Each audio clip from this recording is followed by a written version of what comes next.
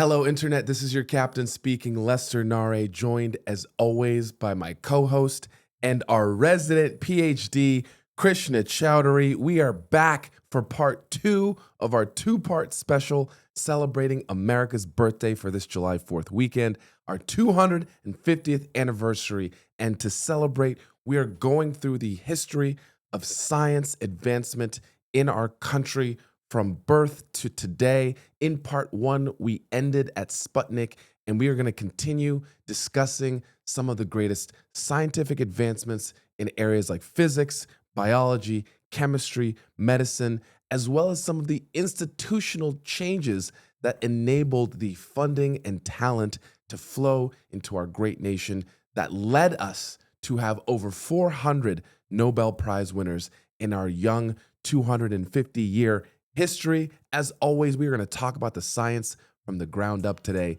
because this is from first principles.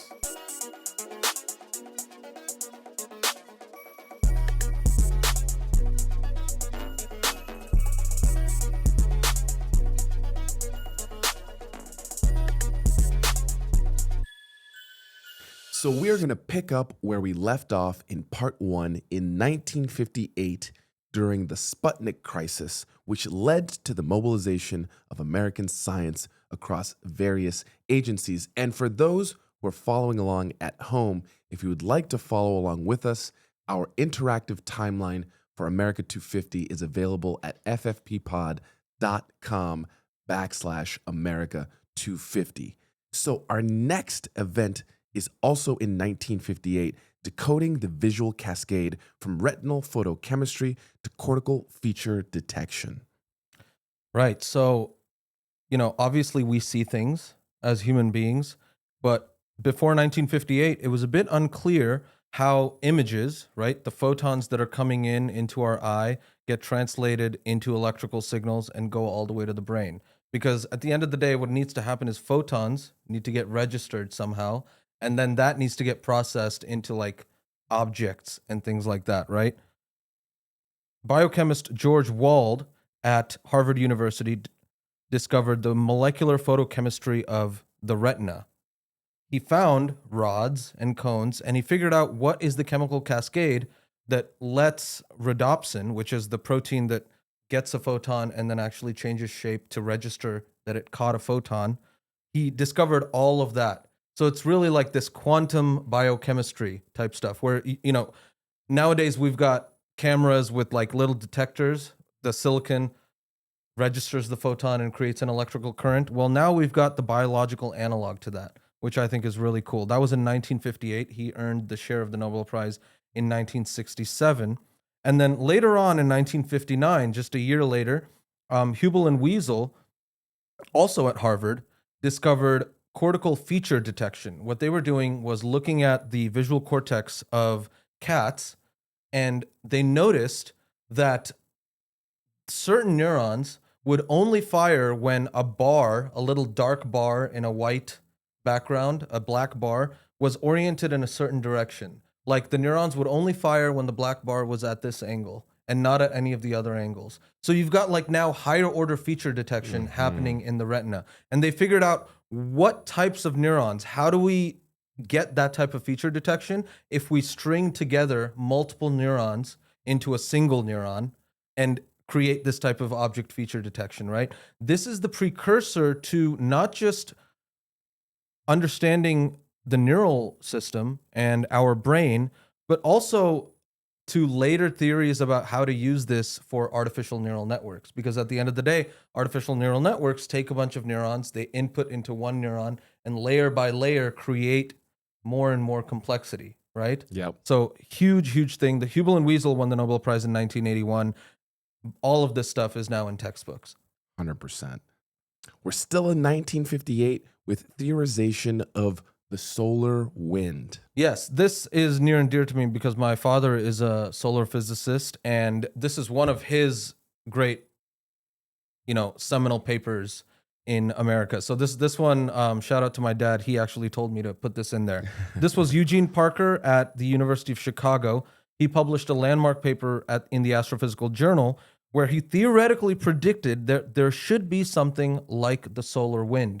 He looked at the corona and the fact that the corona is millions of degrees Kelvin, and he said that this is not something that can be sustained just around the sun. There has to be an offshoot. The corona needs to be extending its atmosphere all the way to Earth and all the way out into space.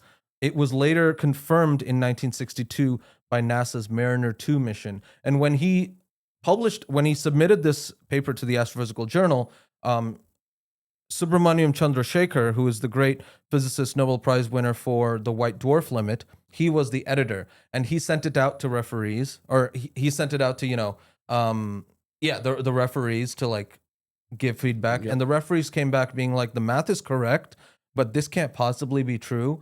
I think this guy needs to look at basic solar physics to figure out what went wrong. And it was scathing remarks. Turns out he was all right. It's also Chandrasekhar, also known as the Thunder Shaker, was referenced in, I believe it was your interview with Dr. Michael Blanton. Yes. In one of the NASA space-based detection platforms. We are moving on to, still in 1958, invention of the perceptron. Yes. This is the building block of every artificial neural network. It started here in 1958 by Frank Rosenblatt at the Cornell Aeronautical Laboratory. He developed this neural network hardware, actually. So it was hardware, not software at the time, where you've got these nonlinear units that are artificial neurons that get signal and only fire to the next round if that signal goes above a certain threshold. Just like normal neurons do, but a very, very simplified form. It's the foundation of modern feed-forward neural networks. Which are all around us today. We're moving to astrophysics in 1960, proof of impact cratering. Yes. We talk about the meteor crater in Arizona a lot on this podcast. Yes. In 1960 was when Eugene Shoemaker first confirmed that the meteor crater came from a meteor, and it wasn't some innate geological feature of Earth. Before this, there was a lot of doubt about whether meteors, even in recent times, would come and strike planets. The meteor crater in Arizona is less than 100,000 years old. Okay, so it's quite recent in the geological timescale. He discovered like shocked quartz and all of these other geological features that could only have happened if there was a meteorite coming into Earth. Very big deal. 1960, discovery of spontaneous symmetry breaking. Yes, this was theoretical physicist Yoichiro Nambu. He introduced the concept of spontaneous symmetry breaking in quantum field theory at the University of Chicago.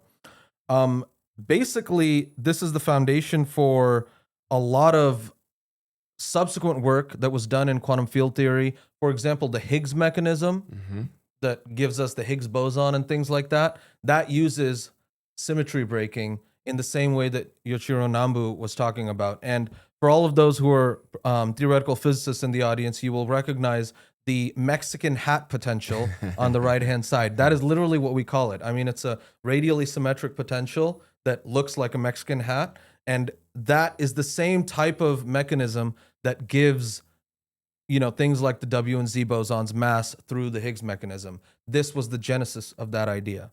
There's a lot of Mexican hat potential for the upcoming England-Mexico match at the Azteca, but we are moving on to another 1960 invention of the implantable pacemaker, a big one. This is big, right? Just for human longevity, for medicine in general. Electrical engineer Wilson Greatbach and thoracic surgeons William Chardak and Andrew Gage. They invented and successfully planted the first totally self-contained cardiac pacemaker at the University of Buffalo. This has saved countless lives. And it's pretty self-explanatory, right? You now wear this thing and it keeps your heart going. Just to keep the World Cup references going, there is a player who has had heart issues who has the pacemaker that was activated during this World Cup. Wow, really? Well.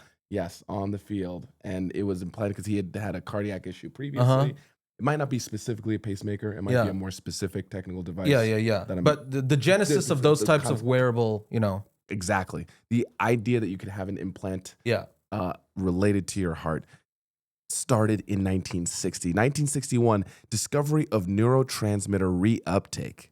Yes. We've heard about SSRIs, selective serotonin reuptake inhibitors. That's what this is talking about. Okay. It's the idea that when neurons talk to one another, they release little chemical signals in their synapse, right? And that's how those junctions work. Now, when you release neurotransmitters, you can imagine that you're going to flood this little gap with a bunch of chemicals.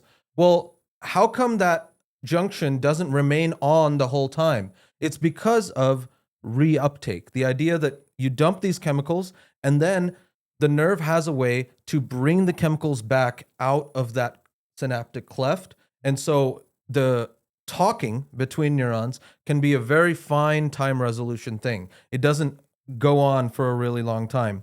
I mean, this transforms psychiatric medicine and neuropharmacology because it provides a direct mechanical foundation for modern antidepressants, anti-anxiety medications like the SSRIs that I'm talking about that modulate this concentration of neurotransmitters in the synaptic cleft. Huge deal. Almost like a neurological version of the riptide when you're at the beach and it goes out. Yes. And then it comes back in. And it won the 1970 Nobel Prize in Physiology and Medicine. 1961, invention of the cochlear implant and skull base microsurgery. Yeah, again, another self-explanatory little bit of medical device. Otologist William House, neurosurgeon Robert Rand, and engineer Jack Urban. They pioneered a skull-base microsurgery and an auditory prosthetic in Los Angeles, California. It's huge because, this gives you the ability to reverse deafness in certain individuals. They started using it very quickly on, children, and it's been used ever since.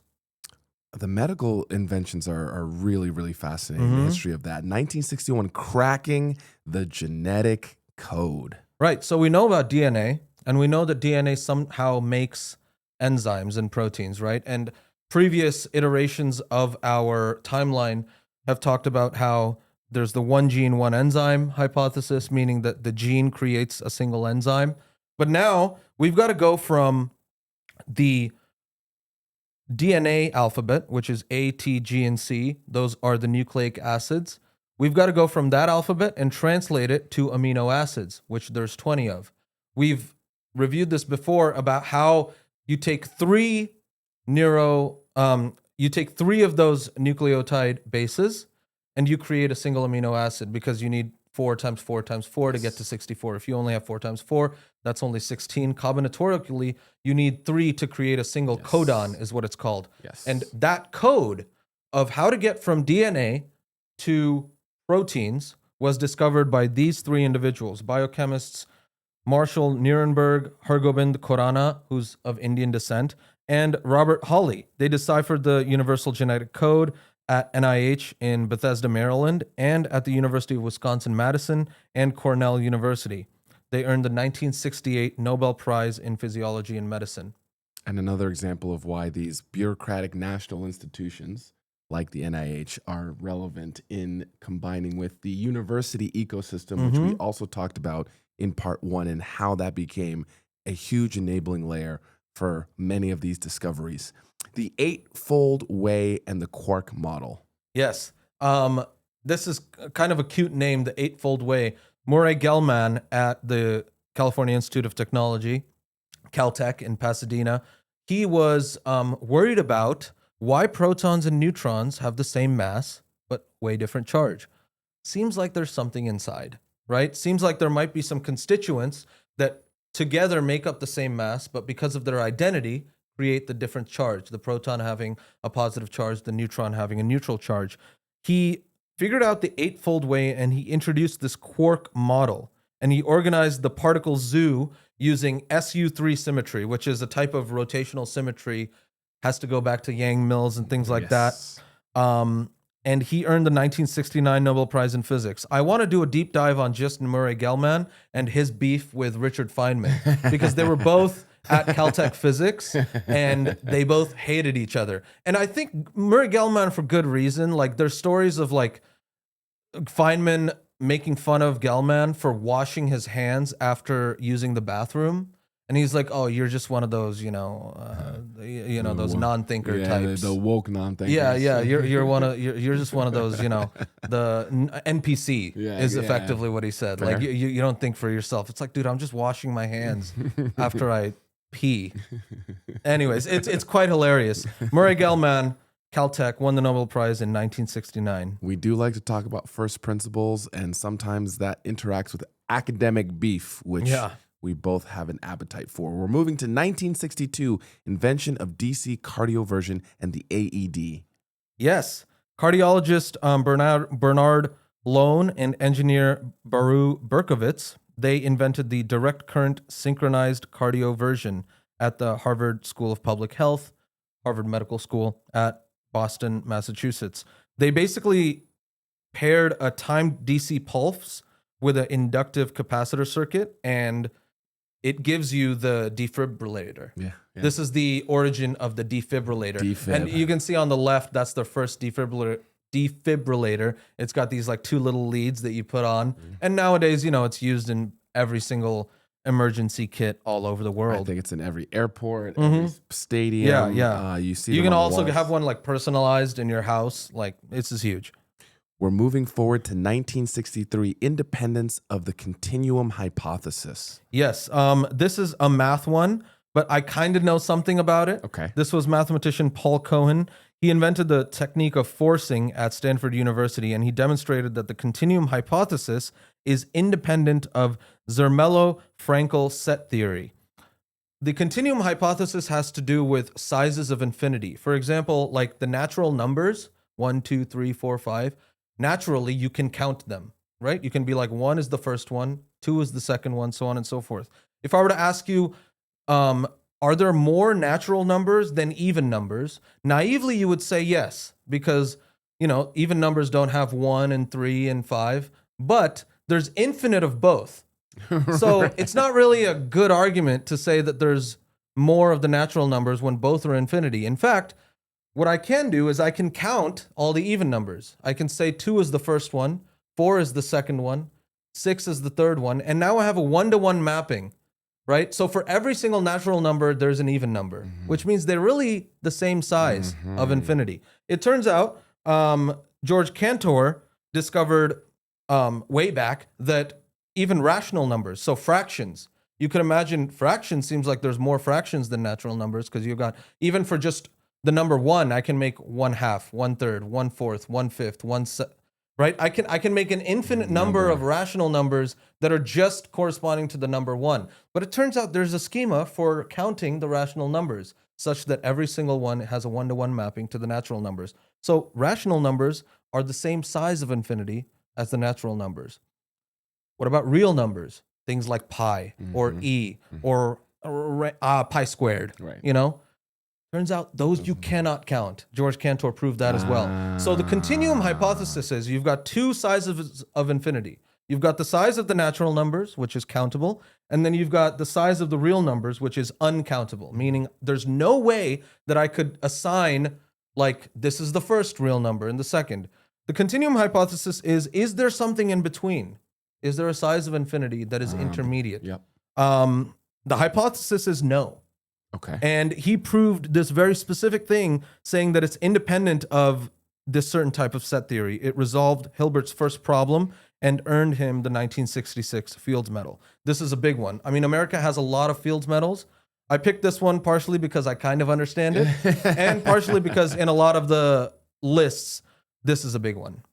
Hilbert had a whole lot of problems that seem to be getting solved over the course of this list.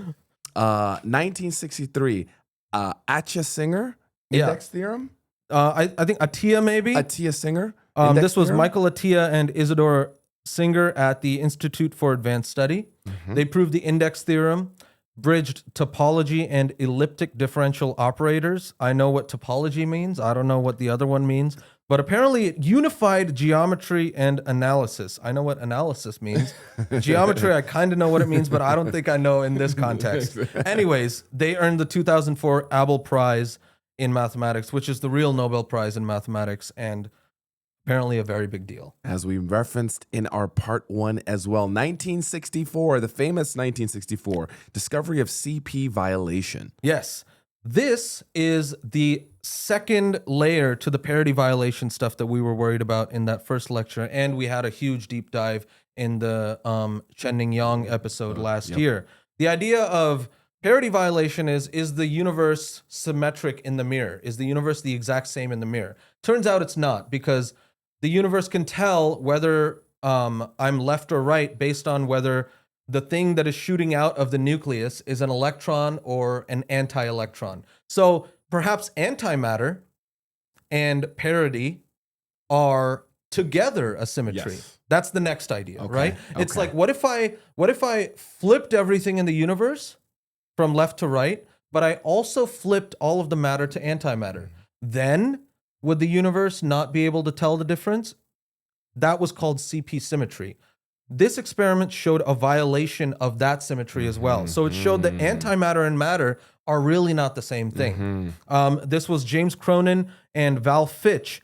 They were working at Brookhaven while employed at Princeton University. So they were professors there. And they demonstrated that the weak interaction violates charge parity symmetry, won them the 1980 Nobel Prize in Physics. These are some of my most favorite episodes, the Chen Yang Mills episode, and these ideas of symmetries are really, really deep philosophical as well as grounded scientific things. It's fascinating. 1964 prediction of the cosmic microwave background, the CMB. Yes. So the Big Bang happened, right? According to at least every astronomer, right? Up until that point. But the way that people were thinking about the Big Bang was the same style as Edwin Hubble. Edwin Hubble had figured out that the galaxies go away from us, right? And the farther out the galaxy is, the faster it's moving. Right. So that means that the universe is expanding. Well, I just turn back the clock. If the universe is expanding, at some point in the past, it was smaller and smaller and smaller, all the way down to the point. So there should have been a point where the universe was exceedingly small, and then it blew up into the Big Bang. Right. Theoretical astrophysicist Jim Peebles and Robert Dicke at Princeton University predicted that if that were to have happened, there should be something like a cosmic microwave background, meaning there's leftover radiation from the Big Bang itself. There's a bunch of energy that was released, and all of that should take the form of light. It should take the form of light at millimeter wavelengths and have a temperature of about 3 Kelvin. They were on their way to creating the necessary radio antenna to measure this when down the street at Bell Labs, Penzias and Wilson were trying to figure out what was going on. And that is for the next one, because this is a prediction, right? Yes. And this is showing that they could predict that there was a cosmic microwave background. Jim Peebles won the 2019 Nobel Prize in Physics because Penzias and Wilson won the real Nobel Prize back in the day for discovering the cosmic microwave background at Bell Labs.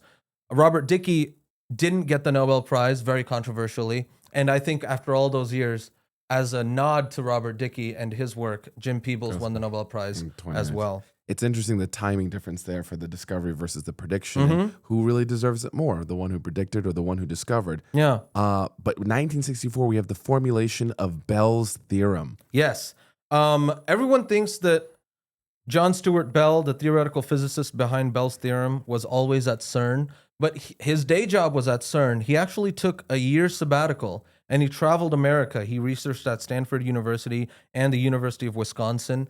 And during this sabbatical, he published his most famous paper called Bell's theorem. He derived a mathematical inequality that said there could be an experimental way to disprove Einstein's EPR paradox. Okay, Einstein said that there should be some hidden variables inside of the universe that create this spooky action at a distance. It's not actually real, okay? There's actually stuff that's saved when I send a particle this way and its partner the other way, so that when I measure, when I get this like weird correlation, that's just because there's something saved, and so there's nothing like happening, right? Bell said, well, not too fast, right? Actually, if I measure two different observables that can't be measured simultaneously, Yes. for example, the spin this way and the spin the other way, then I should be able to figure out correlations within these that can only be explained if the wave function is truly collapsing in this weird quantum way, or if the many worlds hypothesis is correct or whatever. I mean, we don't know which hypothesis of quantum mechanics is correct, but we can certainly rule out hidden variables that are local to whatever is happening within these particles. This was huge. Big deal. Let us know in the comments if you think we should care about the quantum wave function collapsing or not. Are you a many worlds person or not? Or do you think it's just a philosophy thing? Yes. Yeah. Yes. Is it meaningful or is it philosophical? We're moving over to 1965, development of density functional theory. Yes. This was theoretical physicist Walter Kohn. He developed density functional theory at UC San Diego. Effectively, before, when we were trying to use computers to do quantum simulations, we'd have to worry about every single electron ever in our system. Now, that can quickly become super stupid, okay? And he figured, why don't I replace that multidimensional wave function with something like an electron density, which is, there's parts of the system that I can assume to be static, right? Like maybe the atoms don't move around that much. So all of the electron clouds can effectively be blurred out electron densities. And then whatever thing is dynamic, that's the part that I worry about in my simulation. Seems trivial, but you gotta be careful when you do that, right? This enabled complex quantum chemical modeling, and it earned him the Nobel Prize in 1998 in chemistry. 1965, we have the invention of the fast Fourier transform, which again is a topic we've covered previously on the show. Yes, the Fourier transform is this idea of taking signal in the time domain. For example, you've got a microphone. I speak into it. The microphone vibrates based on the sound waves that are coming.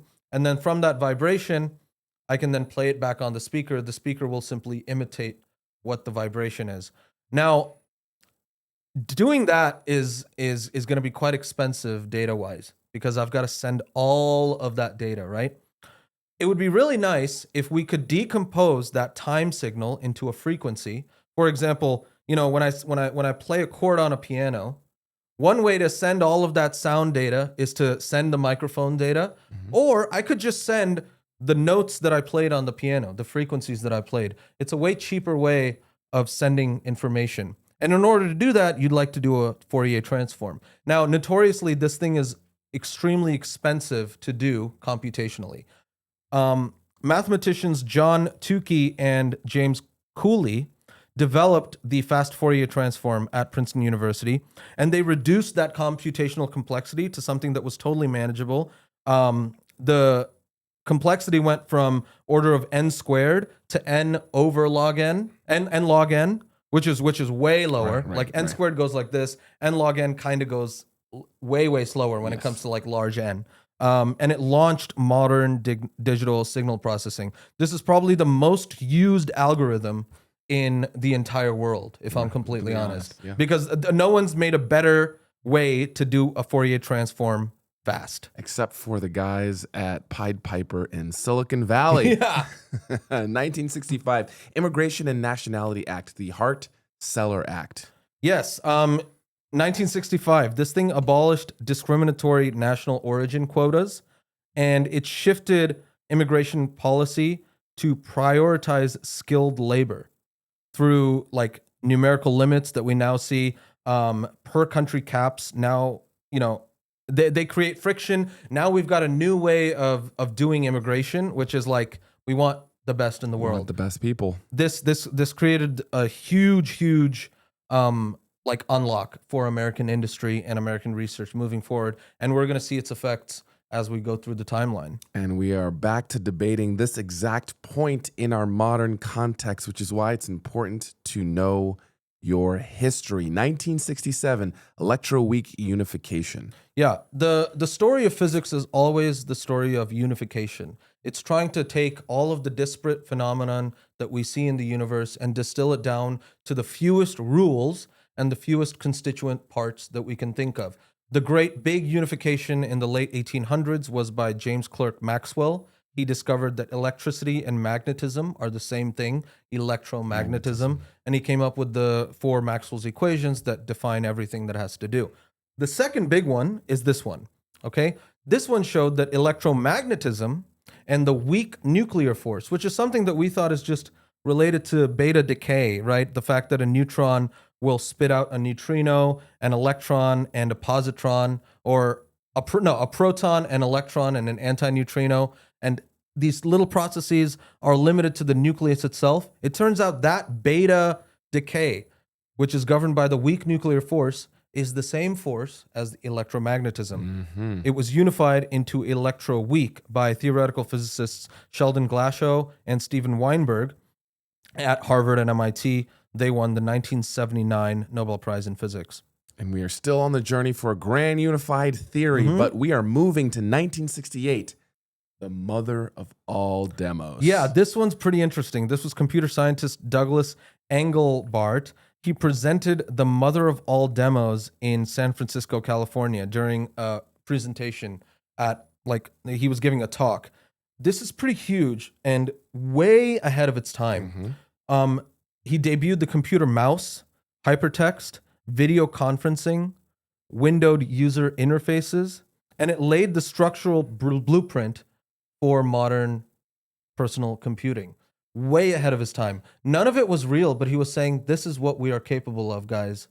This is crazy because it literally we still use all of those things literally right now. Yeah. And today, and this is the prototype for the Steve Jobs demo format.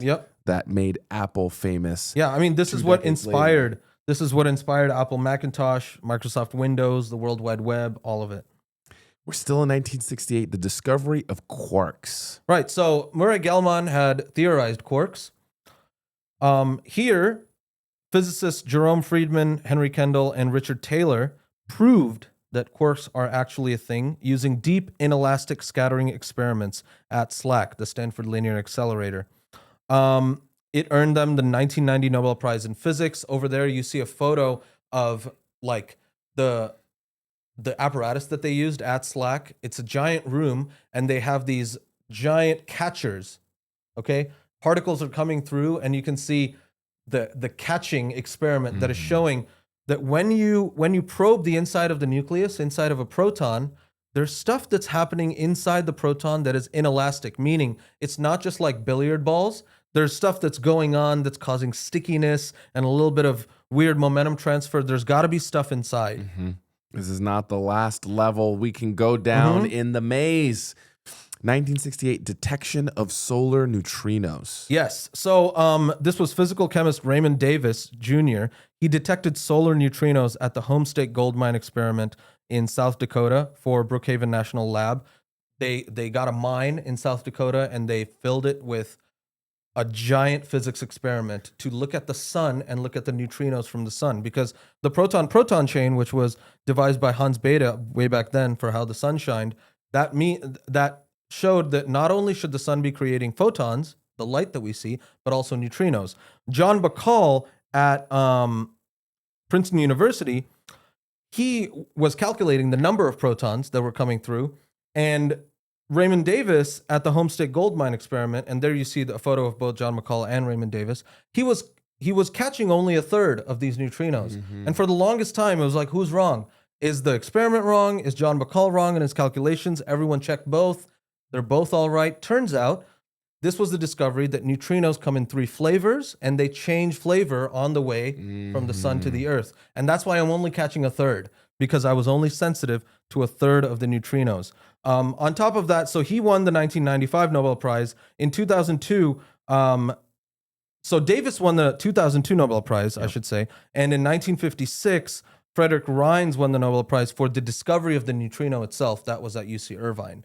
This is what laid the foundations for the ice cube neutrino detector in Antarctica, which we've also covered in a previous episode, because we need to know all 3 flavors. It's Neapolitan ice cream of neutrinos. Yeah. 1968 to 1970, viral integration and reverse transcription. Yes, this is virologists Renato Del Bucco, David Baltimore, and Howard Temin. They unmasked how tumor viruses which had been discovered earlier by another American earlier on our list.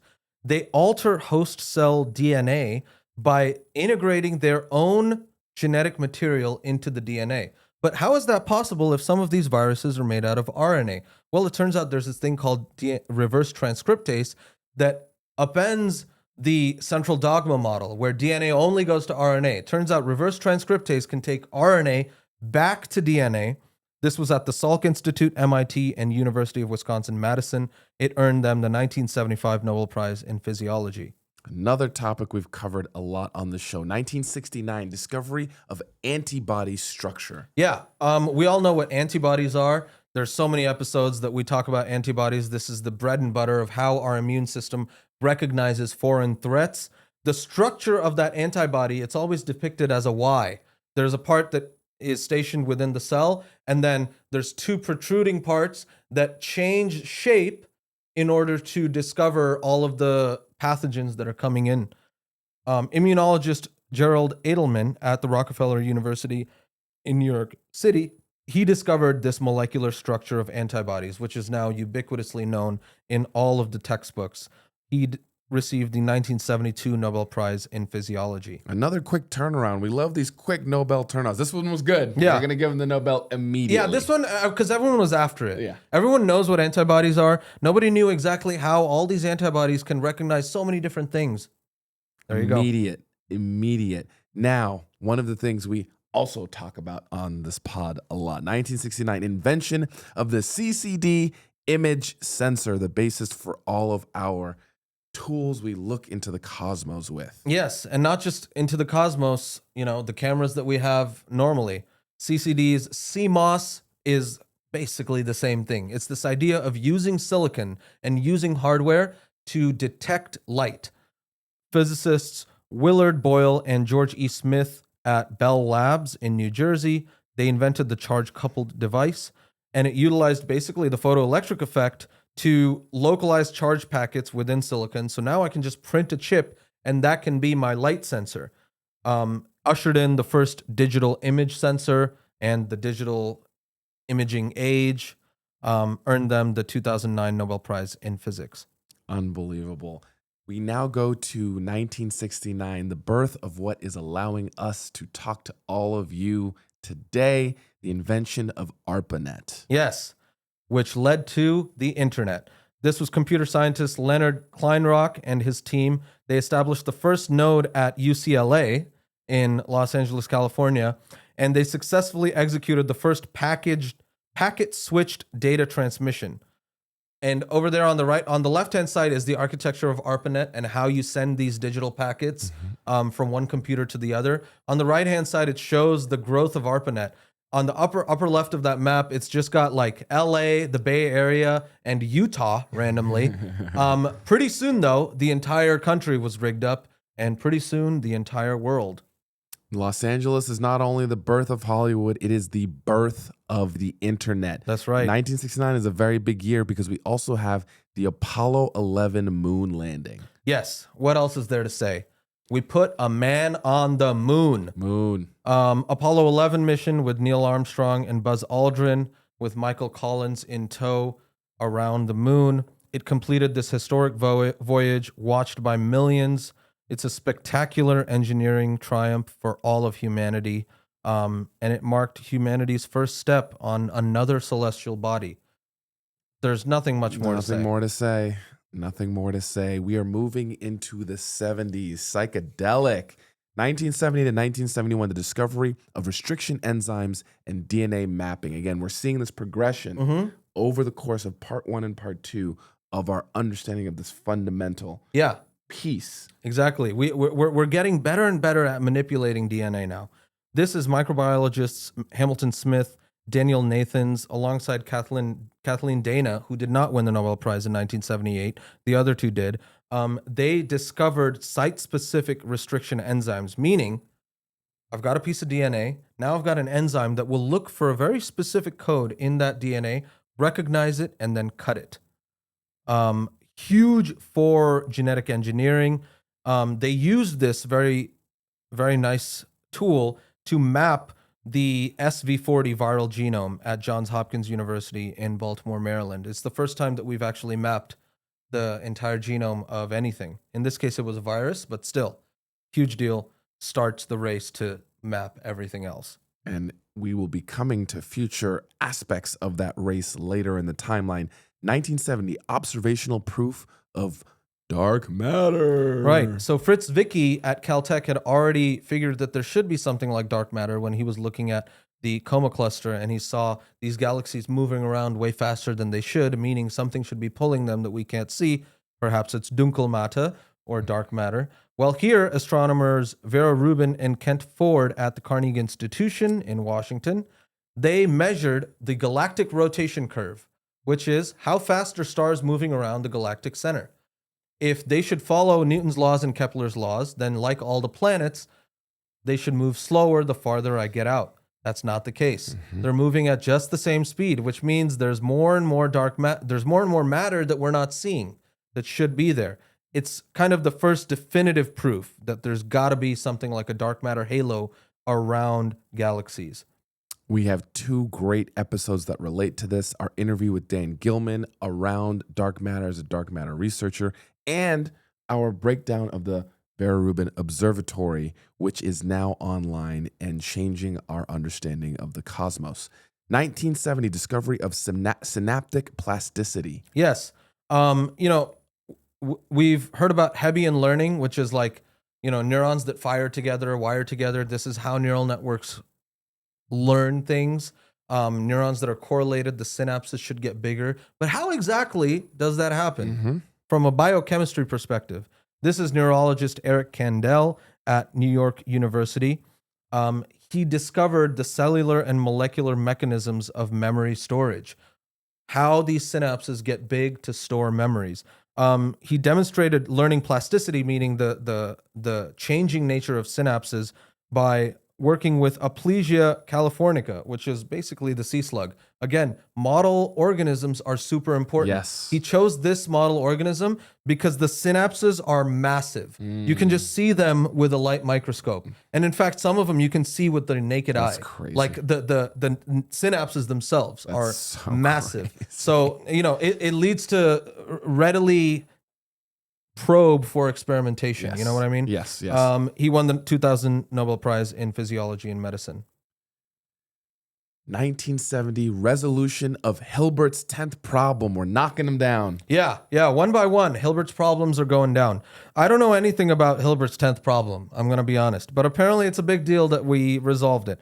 This was mathematician Julia Robinson at UC Berkeley, Martin Davis at NYU, and Hilary Putnam at MIT. They spearheaded this foundational mathematical and logical framework that proved Hilbert's 10th problem undecidable and demonstrated that no general algorithm exists to determine the solvability of the Diophantine equations. If you have an explanation and you want to put it in our comments, please let us know. Yeah, because I'd like to know. We'd like to know the solution, the resolution, Hilbert's 10th problem. 1971, renormalization group theory.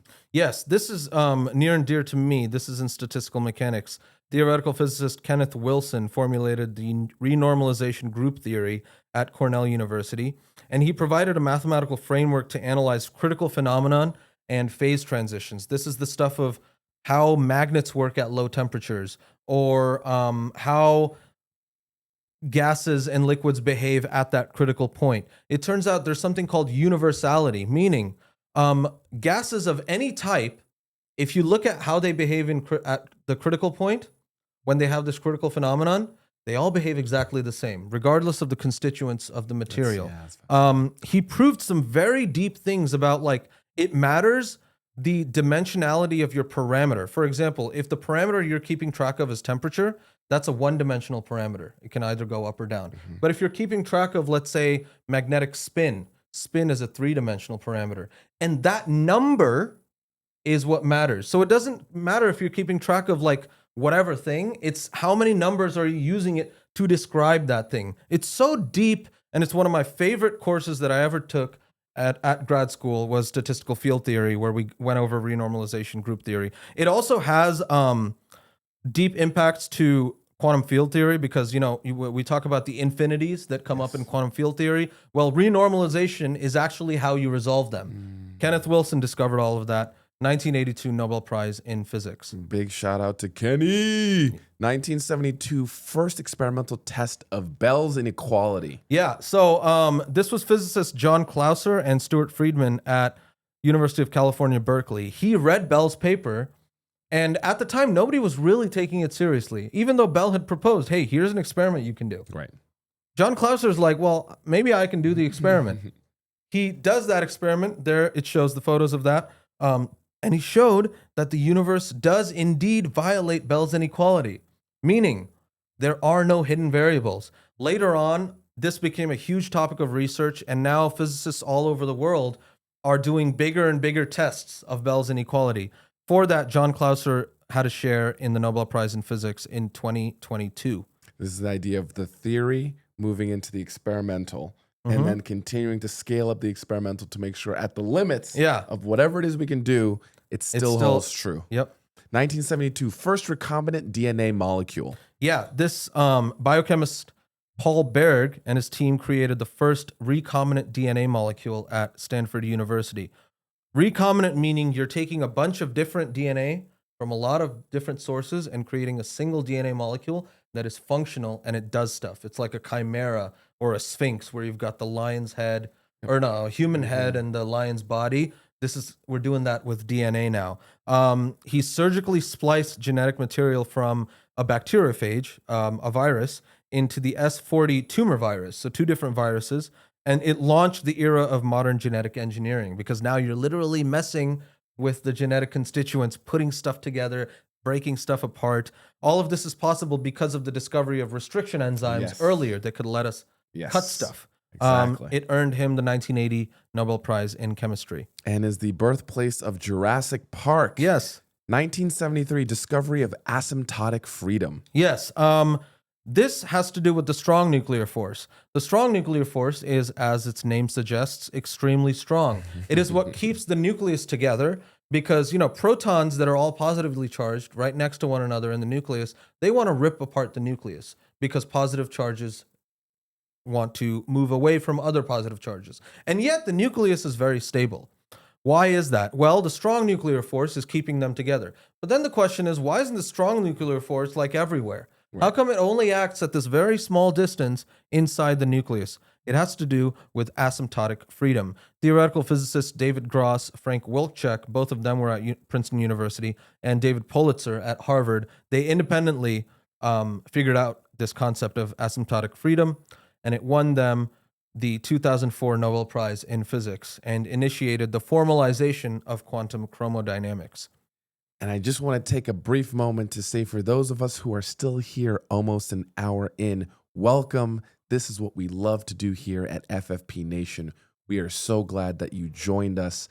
If you want to see more of this incredible deep dive from a first principles perspective on the show, you can go ahead and support us by liking, sharing, commenting, bringing it to Journal Club, DMing the group chat, telling them this is the coolest America 250 celebration content I've ever seen. And if you'd like to become a patron of the show, you can donate directly at ffppod.com/donate. It is the two of us here who've built this studio, who've built the programming, and come to you every week with the best science content you can get on the internet. And we are so grateful to have you all joining us for our special July 4th episode.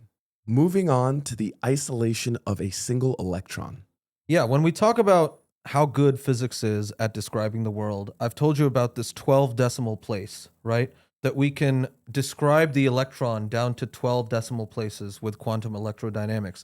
Well, what that means is we've measured something, right, about the electron down to 12 decimal places, in this case, the gyromagnetic ratio. In order to do that, we need to single out individual electrons and measure that thing. This is how we did it. Physicist Hans de Melt, he successfully isolated and trapped a single electron using a penning trap, which is this really fancy way of spinning around magnetic fields and electric fields to isolate a single electron there at the University of Washington in Seattle. And it's a breakthrough that allowed us to do that ultra precise testing of quantum electrodynamics. It's a triumph of physics, earned him the 1989 Nobel Prize in Physics. And he should get a prize for that incredible facial hair. That is fantastic, those chops. Oh, yeah. 1973, invention of structural and functional MRI, something many folks have had to experience. Yes. We talked about magnetic resonance imaging with Bloch and Purcell earlier. They discovered that bulk matter, you could use magnetic resonance imaging to probe it. Here, chemist Paul Lauterbur developed magnetic resonance imaging at SUNY Stony Brook, and it earned him the 2003 Nobel Prize in Physiology and Medicine. He applied that to biological specimen, and over there on the right-hand side, we can see the inside of a mouse with lungs and so on and so forth. And he's like, guys, we can use this for medicine. Later on, biophysicist Seiji Ogawa at Bell Labs discovered that we can use the bold contrast, which is the oxygen level, to probe functional MRI in our brain and figure out what parts of the brain are lighting up when you do this or that. So all of that happens right here in America. Interestingly, another American company, Midjourney, is trying to upend the MRI industry with a new imaging product that they just released a couple of weeks ago that we will potentially cover in a future episode. Discovery of dendritic cells. Yes, these are some of the staple soldiers of our immune system, and they were discovered by immunologist Ralph Steinman at Rockefeller University in New York City. He proved that these dendritic cells act as the primer antigen-presenting cells. You know, the antigens and the antibodies that we were talking about. Well, these guys take those antigens. Let's say you get like COVID or some other type of flu. Those things have proteins in them that are called antigens. Those antigens are then presented by dendritic cells to other parts of our adaptive immunity, and it bridges this innate and adaptive immunity within our bodies to create that immune response. It earned him the 2011 Nobel Prize in Medicine. And if you're interested in that, our Nobel Prize episode on the regulatory T cells covers many of these concepts as well. 1973 through 1995, development and global deployment of GPS. Yes. This is the U.S. Department of Defense. It spearheaded the development of Global Positioning Systems, which is an American constellation of satellites that provides precise time and location data. One of the best things that the U.S. has done is provide the civilian signal, which is the Standard Positioning Service, free of cost and restriction. Fundamentally transformed global logistics. That's why you've got GPS on your phone. It's because the U.S. government said, hey, why don't we give this out for free? Probably because they have something better now. And another example of dual-use technology, both having a military and civilian application. 1973 invention of the Xerox Alto. Yeah, this was computer scientists and engineers Xerox at Xerox PARC in Palo Alto. They integrated a mouse, a graphical user interface, graphics, local networking. They basically established the blueprint for modern personal computing. This is huge because it served as the direct technological inspiration for the Apple Macintosh and Microsoft Windows. And it transformed computing from this elite industrial and scientific discipline to something that is consumer facing. And it was the successor to the mother of all demos manifesting in the real world.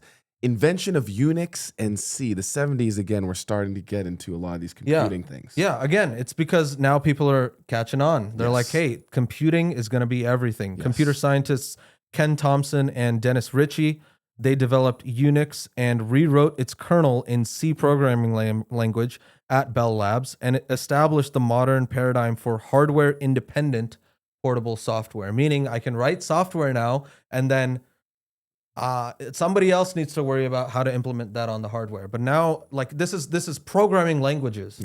Are coming to fruition now with C, which is again the basis for all the things and devices. Yeah, it's the architectural blueprint for all modern operating systems. Whether you understand it or not, you do use it on a daily basis. 1974, the indirect detection of gravitational waves. We covered this in our LIGO episode. Astrophysicist Richard Hulse and Joseph Taylor at Arecibo, they were working at Princeton at the time. They discovered the binary pulsar PSR B1913 +16.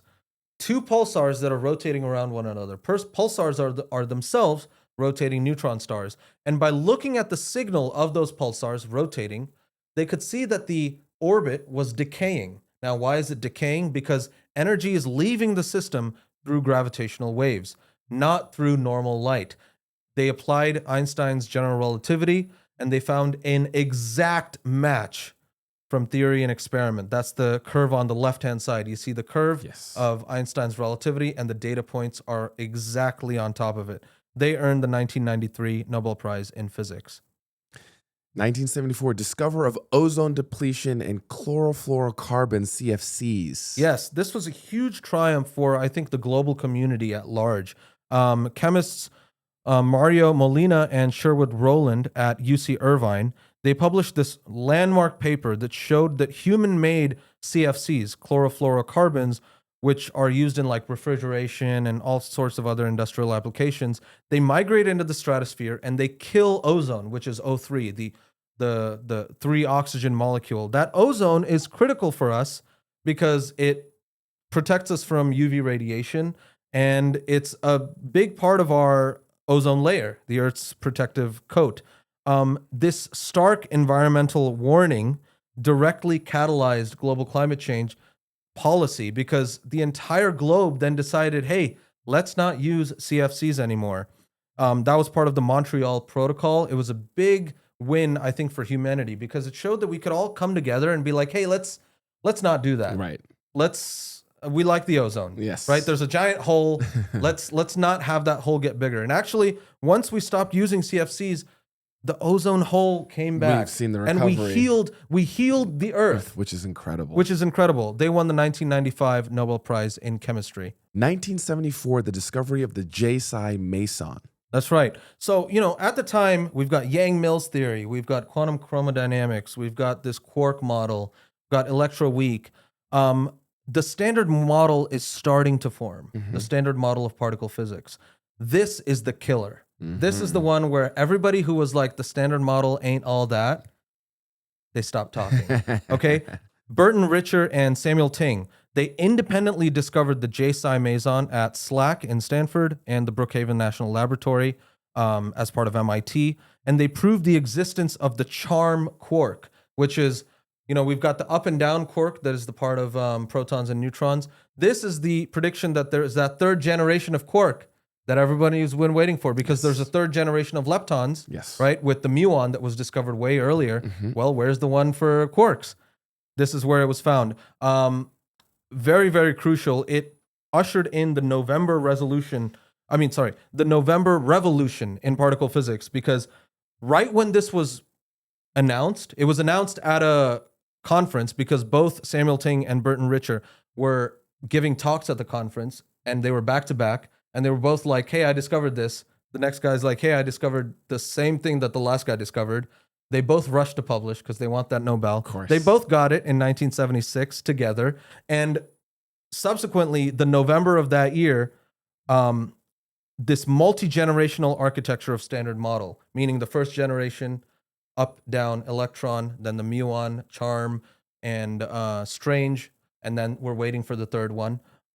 It was really established, and now everybody was looking for that third generation of quarks, which we'll get to later in the timeline. 1974, discovery of the Lucy Australopithecus fossil. Yes, American paleoanthropologist Donald Johanson. He was a professor at Case Western Reserve University. He led the team that discovered this 3.2 million year old Australopithecus fossil in Ethiopia. This is huge because this is extremely old in the human lineage from, our common ancestor with chimpanzees and gorillas to now Homo sapiens sapien. It provided the transformative evidence for that transition to bipedalism because this is that transition. It was huge. And it's almost complete skeleton. That's the other big one. For something that's 3.2 million years old, and something that's so rare, to get like the ribs and the arms and even a femur from the legs and part of the skull, it was really, really big deal. We're moving on to 1975, coining and formalization of fractals, something very popular amongst the Southern California community. Yes. Fractals are a ubiquitous mathematical structure that's found in basically every single discipline. And they're not just aesthetically pleasing. They have everything to do in biology. They have to do with, geophysics, you name it. Fractals are everywhere. This sort of self-similar structure in mathematics.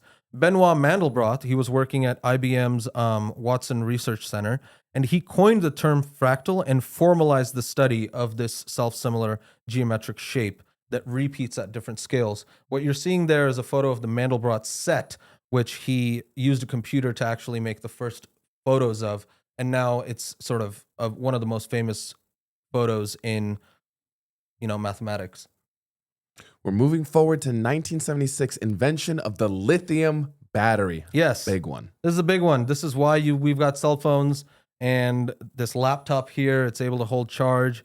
The chemist Stanley Whittingham invented the first functional rechargeable lithium battery at Exxon Research and Engineering. And then he established that this baseline chemistry can actually give you stable charge and stable power.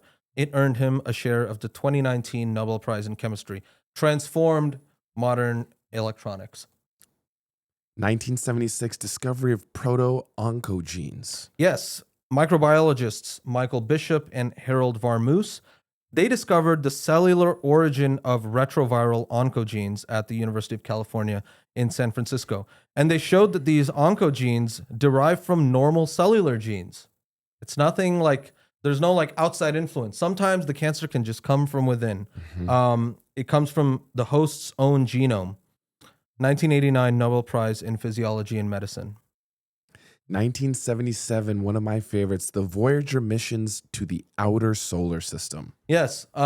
So far, we didn't have a good idea of what the planets look like. Planets are small, and all we could do was just point telescopes at them from Earth. NASA here launched the twin Voyager 1 and Voyager 2 probes. They took advantage of a great alignment of the planets, where all of the planets were kind of in a line, where somebody figured, actually, if we could use gravity assists from all of them, we could visit all of them in this epic voyage. We got historic close-up data. All of the famous photos that we have of Neptune and Uranus come from these missions. And this was also, one of the first missions to categorize things like Jupiter's moons, Saturn's moons. It was a huge, huge deal. Revolutionized planetary science. 1977, discovery of RNA splicing. Yes. This was Richard Roberts and Philip Sharp. They independently discovered that genes aren't continuous pieces of DNA. There are things called introns. All the stuff that we talk about, like junk DNA, only a small fraction of our DNA actually makes proteins. Right. This was that. This was okay. that. It showed that, a gene can actually be a giant thing with a bunch of spots that get spliced out when the RNA is made. Okay. This is the discovery of introns. 1993 Nobel Prize in Medicine. Now we move to 1977, discovery of archaea. Right. So we're getting better and better at sequencing DNA now, right? We've had Nobel Prizes that showed how to sequence DNA. Well, Carl Woese and George Fox at the University of Illinois Urbana-Champaign, they discovered that when you start sequencing this DNA, you find a third domain of life, a third type of organism that is different from bacteria, and it's different from the eukaryotes that you and I are. And he called them archaea. This was huge because it, one, showed us that the tree of life has actually 3 primordial limbs, not just 2. Yes. And it started modern molecular phylogenetics, where now we look at the DNA and we can now trace back how species are related. Love the tree of life stuff. 1978, discovery of hepatitis C. Yeah, this is pretty simple. Yes. They discovered the 3rd form of hepatitis. Harvey Alter identified non-A, non-B hepatitis is what he called it, because back then hepatitis A and B were pretty ubiquitous. And here he had to prove in his paper that it's not A and it's not B. This was at NIH, also along with virologist Charles Rice. They provided that genetic proof. Charles Rice was at the Washington University in St. Louis, and they won the 2020 Nobel Prize in Physiology and Medicine. We're staying with 1978 with the first synthesis of recombinant human insulin. Yeah, this was huge. Keiichi Itakura, Arthur Riggs, Herbert Boyer, and Dennis Clyde, they successfully synthesized the world's first recombinant human insulin. So they wanted to make insulin, and before you had to basically harvest it from like pancreas, animal pancreas. It was a hassle. Yeah, it would be really nice if we could just like make it happen. Yeah. Right? Maybe we could make the gene for insulin, grow it in bacteria. Well, making the gene for insulin is not so easy because you can't just take the human gene and put it in bacteria. The bacteria is going to be like, I don't know. What is that? What's going on? So they use recombinant DNA technology, which was invented earlier in our timeline. And at the City of Hope and Genentech, this was Genentech's actually first big project. It established the foundation of modern biotechnology. Yeah, it's the first example of what is then rinsed and repeat for a variety of other use cases in the future. Saved countless lives. 100%. Yeah. 100%. We're staying in 1978. Trapped ion quantum control and the CNOT gate. Yes. This was David Wineland at NIST, also at University of Colorado Boulder. He pioneered laser cooling of trapped ions. This is now one of the ubiquitous platforms for quantum computation today. In 1995, he implemented the first physical quantum logic gate, that CNOT gate that is the bread and butter of all quantum algorithms. Both of those achievements won him the 2012 Nobel Prize in Physics. We are going to fast forward. Apparently, nothing interesting happened in 1979. Yeah, tell me in the comments if something interesting happened in 1979. I couldn't find anything. We're moving to 1980, the Bayh-Dole Act. Yeah, this was a monumental legislation. It allowed universities and nonprofits to own, patent, and commercialize inventions that they had created using federal grant money. So if I get a federal grant and I discover something, I can now own it as the university and license it out. It shifted ownership away from the government and essentially birthed modern biotech and the university tech transfer offices that is now, it encourages now the universities and the individual players to start making money, building things that we can use and love. We have a quantum computing story for 1980 to 1981, the foundations of quantum computing, Benioff and Feynman. Yes, so Paul Benioff established a theoretical quantum Turing machine. The Turing machine is something that we covered in part 1, where Alan Turing had figured out anything that can be done on any computer can be done on a simple Turing machine that reads and writes stuff. He developed the idea of a quantum Turing machine. In 1981, a year later, Richard Feynman gave a landmark argument that quantum systems and describing quantum systems with a computer requires a quantum computer where the bits are not classical bits, but quantum bits.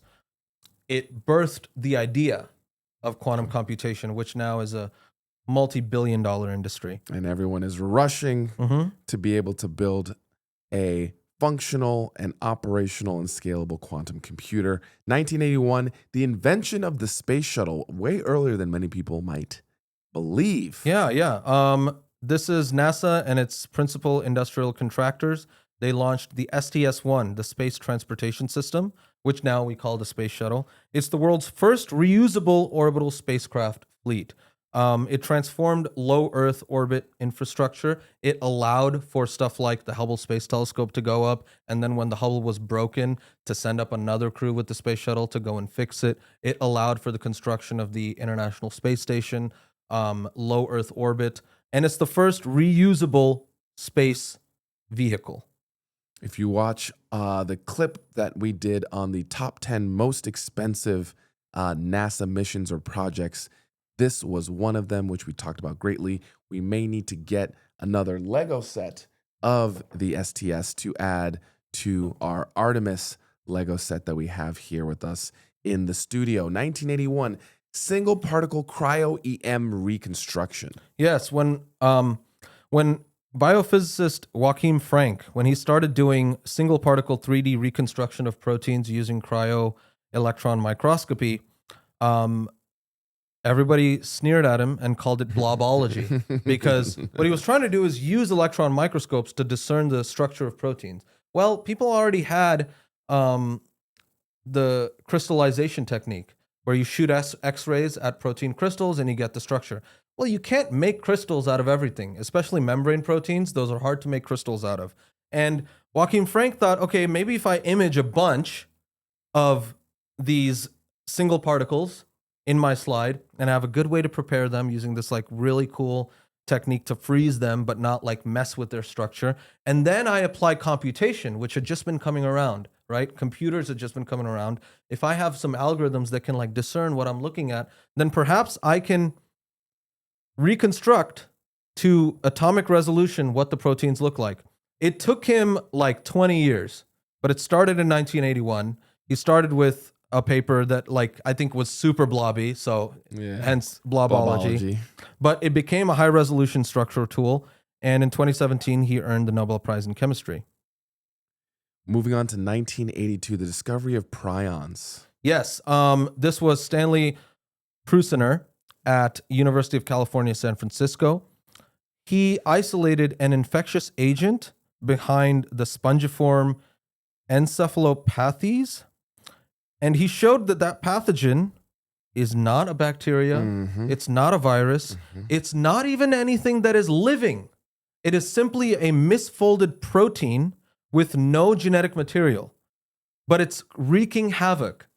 This is huge, right? Because before, like for like so much of humanity, we've been worried about viruses and bacteria and like sometimes protists or like, you know, like little single-celled organisms, the stuff that malaria comes from. And now we've got something that's not even living, and it's giving us a lot of grief. Yes.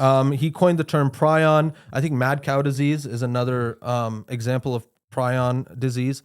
He won the 1997 Nobel Prize in Medicine. Yeah, that's a big one. It's a big one because it expands all of the things that we need to be worried about. Right. There's new enemies we need to be aware of here. 1982, discovery of ribozymes. Ribozymes, like enzymes. Ribozymes. Yeah, before this is huge because I mean it sounds like enzyme because it's exactly that. Before it used to be thought that all organic catalysts and all biological catalysts are in the form of proteins. Right. You need proteins to like do work in the cell. Right. This is the first time that we're discovering RNA can do that kind of work.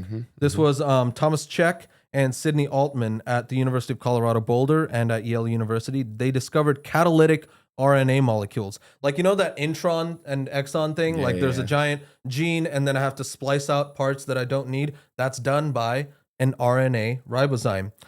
They also figured out that this is a new way to think about the origin of life. Because before we used to think, well, what came first, the chicken or the egg? Is it the protein or is it the DNA? Because neither can do what the other does. The protein does all the work, but the DNA stores the memory. Nice. Now we've got a ribozyme that does both. Yes. It can store genetic information and it can do the work. Yeah, that's fascinating. They won the 1989 Nobel Prize in Chemistry. And we're going to have an episode coming up that talks more in detail about this. One that we've talked about recently in 1982, formulation of the Hopfield network. Yes, this was John Hopfield. He introduced the recurrent fully connected artificial neural network that functions to store memories. He was at Caltech at the time, and then later on went to Princeton and continued his work. He established this profound bridge between statistical mechanics and all of the math that we've used to describe magnets and things like that with the Ising model, and computer science and this idea of artificial neural networks. It really started a lot of physicists to go down this track of, hey, maybe these artificial neural networks are something that we can make sense of. He won the 2024 Nobel Prize in Physics, very recent. Fascinating. 1982, formulation of the geometrization conjecture. Yeah, again, another one that I have no idea what it's about. So I will just read it. William Thurston formulated the geometrization conjecture at Princeton University, and he won the 1982 Fields Medal. Something to do with a complete geometric taxonomy for all closed three-dimensional topological spaces. That sounds fascinating. Yeah, and again, for the mathematicians, let us know below how we can find out more on the formulation of the GC there. I'm just going to arbitrarily abbreviate it because that's probably what the cool kids do. 1983, mapping of DNA repair mechanisms. Yes. DNA, when it gets transcribed, when it gets messed with, there's a lot of errors that happen. And yet the error rate for us even is like 1 in a billion.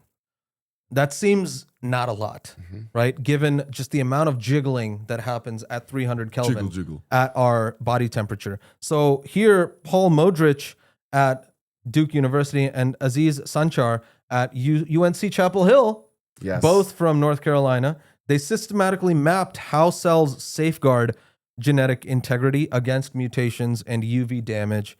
And that won them the 2015 Nobel Prize in Chemistry. The only time you will see Duke and UNC collaborating in a positive way as arch nemesis in almost every other context, at least in sports. 1983, invention of PCR.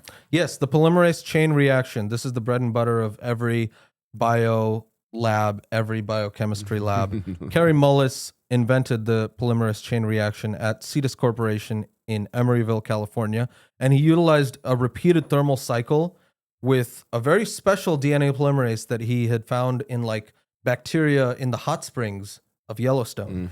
And he used that to exponentially amplify specific DNA targets. So you can take a small sample of DNA and make many copies of it exponentially.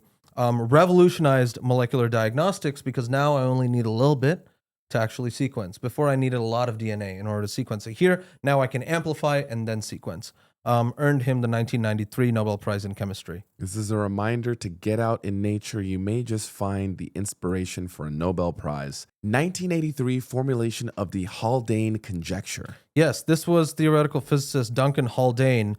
He formulated the Haldane conjecture at the University of Southern California in Los Angeles, and it has to do with topological spin states. Topological meaning like stuff that has to do with a mathematical structure that is invariant to transformation. For example, like if I've got a mug with a hole, that's got a hole, and no matter what I do with the Play-Doh, unless I rip it apart and I squish things together, I'm not going to get rid of that hole. On the other hand, this cup right here doesn't have a hole. So I can make this look like a sphere, no problem. I could never make a mug look like a sphere.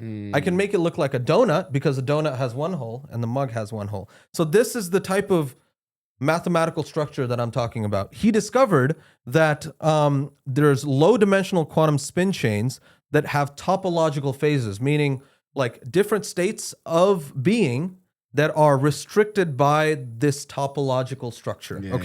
He was at University of Southern California at the time, and then he went to Princeton, and he was one of my professors. He actually taught me intro E&M. He won the 2016 Nobel Prize in Physics 2 years after we left. If only you were there. Yeah, that would have been crazy. That would have been so crazy.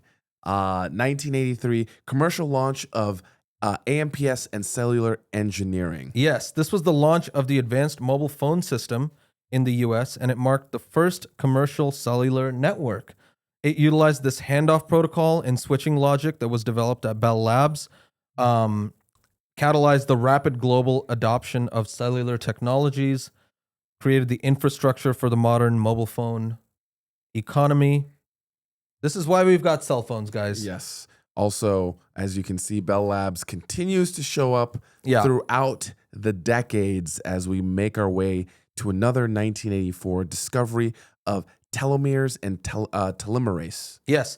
Elizabeth Blackburn, Jack Szostak, and Carol Greider, they discovered that at the end of chromosomes are these things called telomeres. Yes. And it's effectively repetitive bits of DNA that scaffold and protect the actual important stuff that's on the inside. The important genes that are on the inside are protected by these tails because when you replicate, you're gonna just because of temperature and energy and things like that, you're gonna leave off the stuff in the ends. So if I just have like bookends at the ends that don't matter, then I can protect the stuff on the inside. Turns out this stuff is related to aging because as the telomeres get shorter, aging gets worse and worse. Cancer gets worse and worse. They also discovered the enzyme telomerase at the University of California, Berkeley, and it solved how does the body maintain the telomeres? Well, the enzyme telomerase does that. They won the 2009 Nobel Prize in medicine. Margins on paper in exactly. your notebook. Yeah, that's exactly right. As an analogy. We're moving to 1985, laser cooling of neutral atoms. Yes. These were experimental physicists at Bell Labs and National Institute of Technology, Stephen Chu and William Phillips.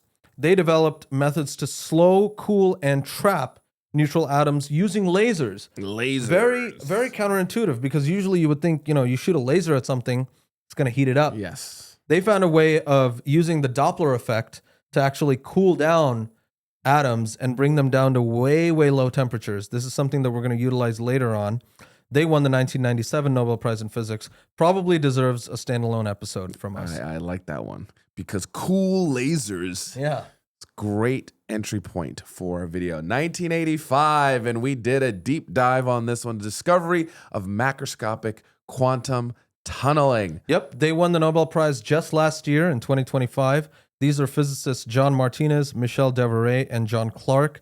They were doing an experiment at Berkeley where they showed that macroscopic systems, i.e., systems of millions and billions of electrons, obey quantum mechanics just like single electrons do. And they proved that this energy quantization and macroscopic quantum tunneling is happening for an extremely large system in a Josephson junction. It established the foundation of superconducting qubits and a lot of quantum technology. And fundamentally, it's just a very big discovery because it shows that the system can be extremely large and still obey quantum mechanics. Which is fascinating and one of our most popular episodes, so be sure to check that out.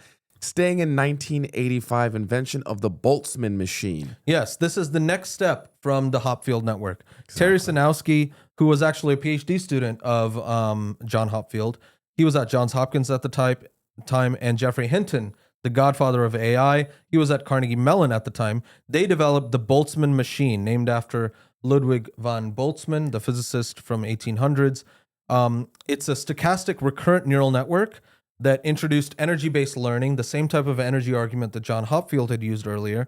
And it showed how you could learn stuff by having hidden nodes, as in middle parts of the network that didn't see the input or the output, right? There's stuff in the middle that is now doing computation.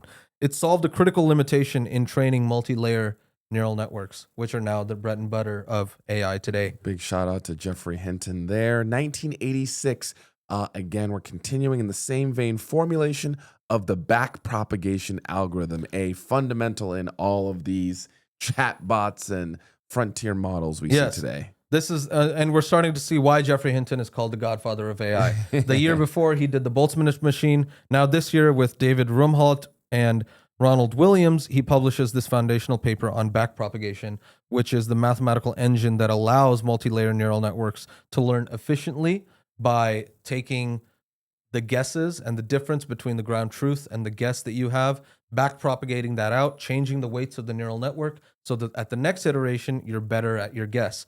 This is the last time that we're going to see Geoffrey Hinton here because he got offered a job at the University of Toronto after this. The Canadians saw potential and they're like, let's have you come on board. Let's scoop him. Yeah. No longer ours. I believe, if I recall correctly, our episode where we did a deep dive on the DeepSeek model touched on some of these concepts that the DeepSeek model kind of did in a slightly different way. Exactly. But if you're interested in kind of understanding more about this concept of backpropagation, check out our DeepSeek episode. 1987, the birth of femtochemistry. Yes, this is Ahmed Sewail at Caltech. He pioneered the field of femtochemistry and utilized this ultra short laser pulses at the femtosecond. So this is 10 to the minus 15 seconds to observe chemical bond dynamics.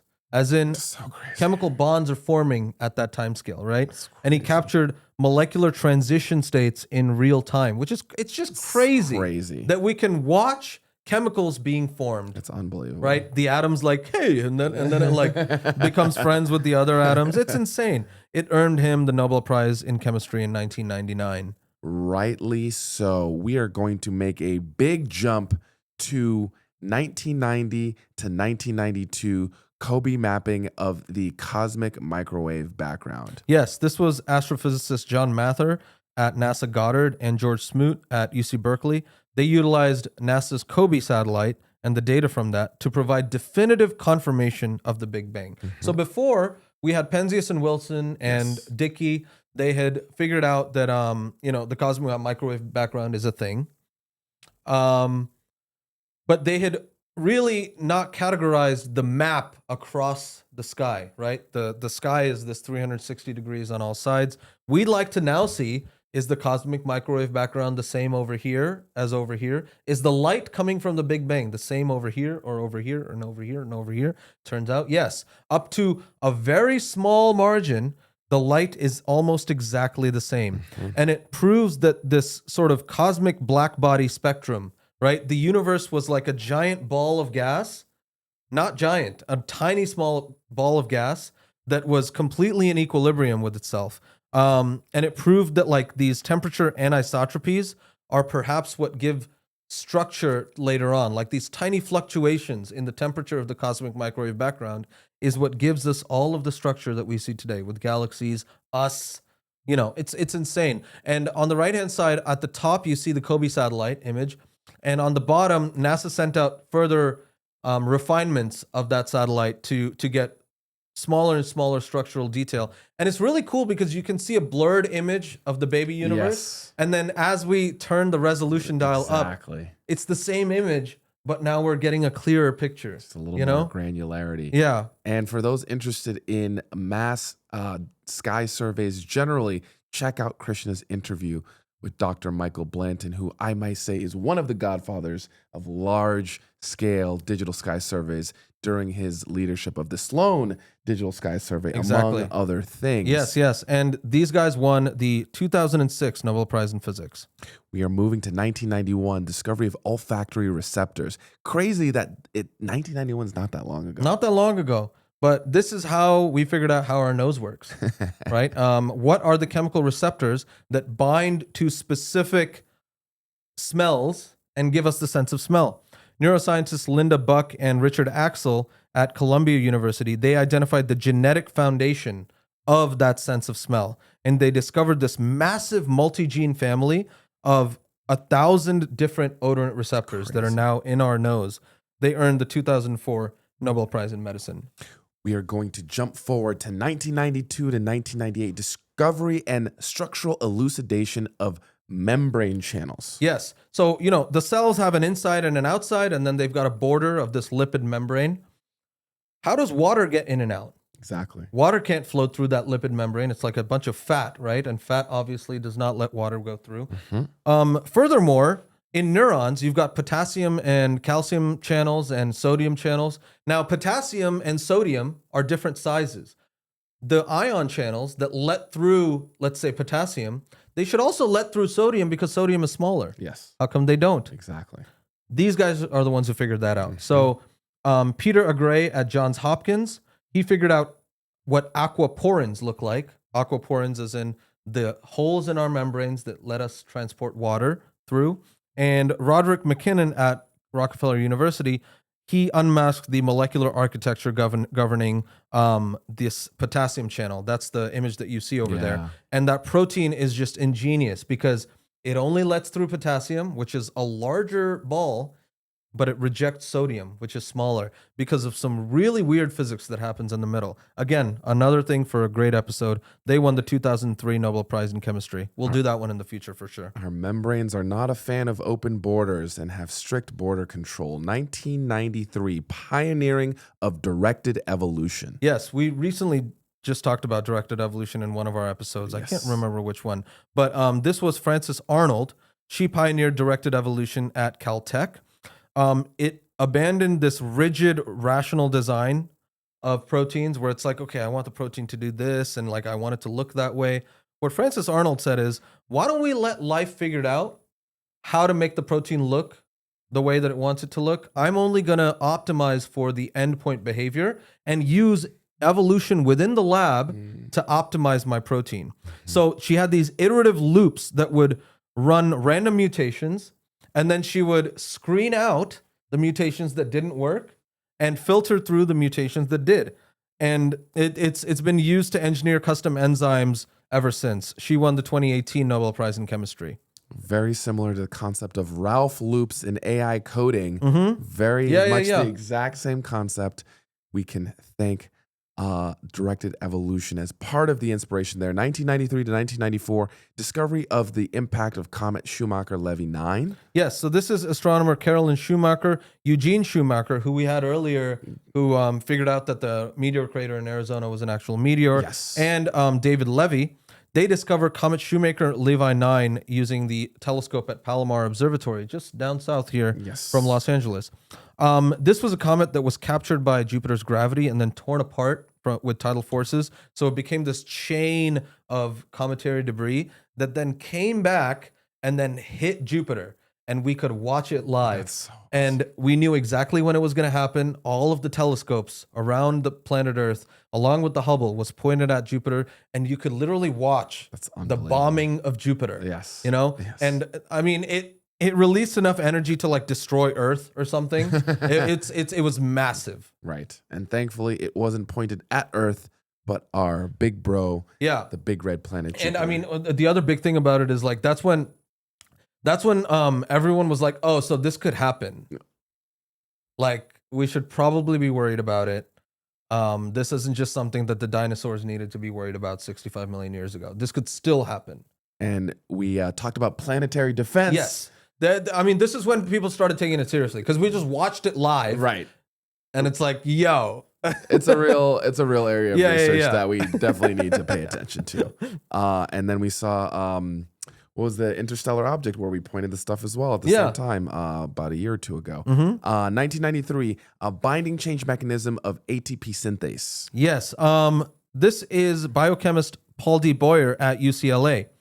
He figured out how cells create ATP. ATP is the currency of energy for our cells. It's like cash, okay? You can think of glucose as like the industrial input, right?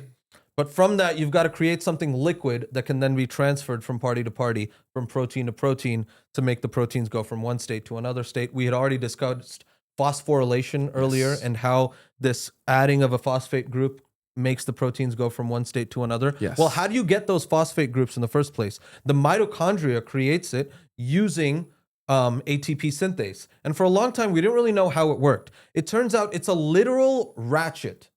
Okay, it's a literal turbine. The same way that we've got a dam and the dam turns a wheel and the wheel creates energy. Over here, we've got a dam. The dam, instead of being water, is hydrogen ions, just a bunch of protons that are sandwiched in between the mitochondria.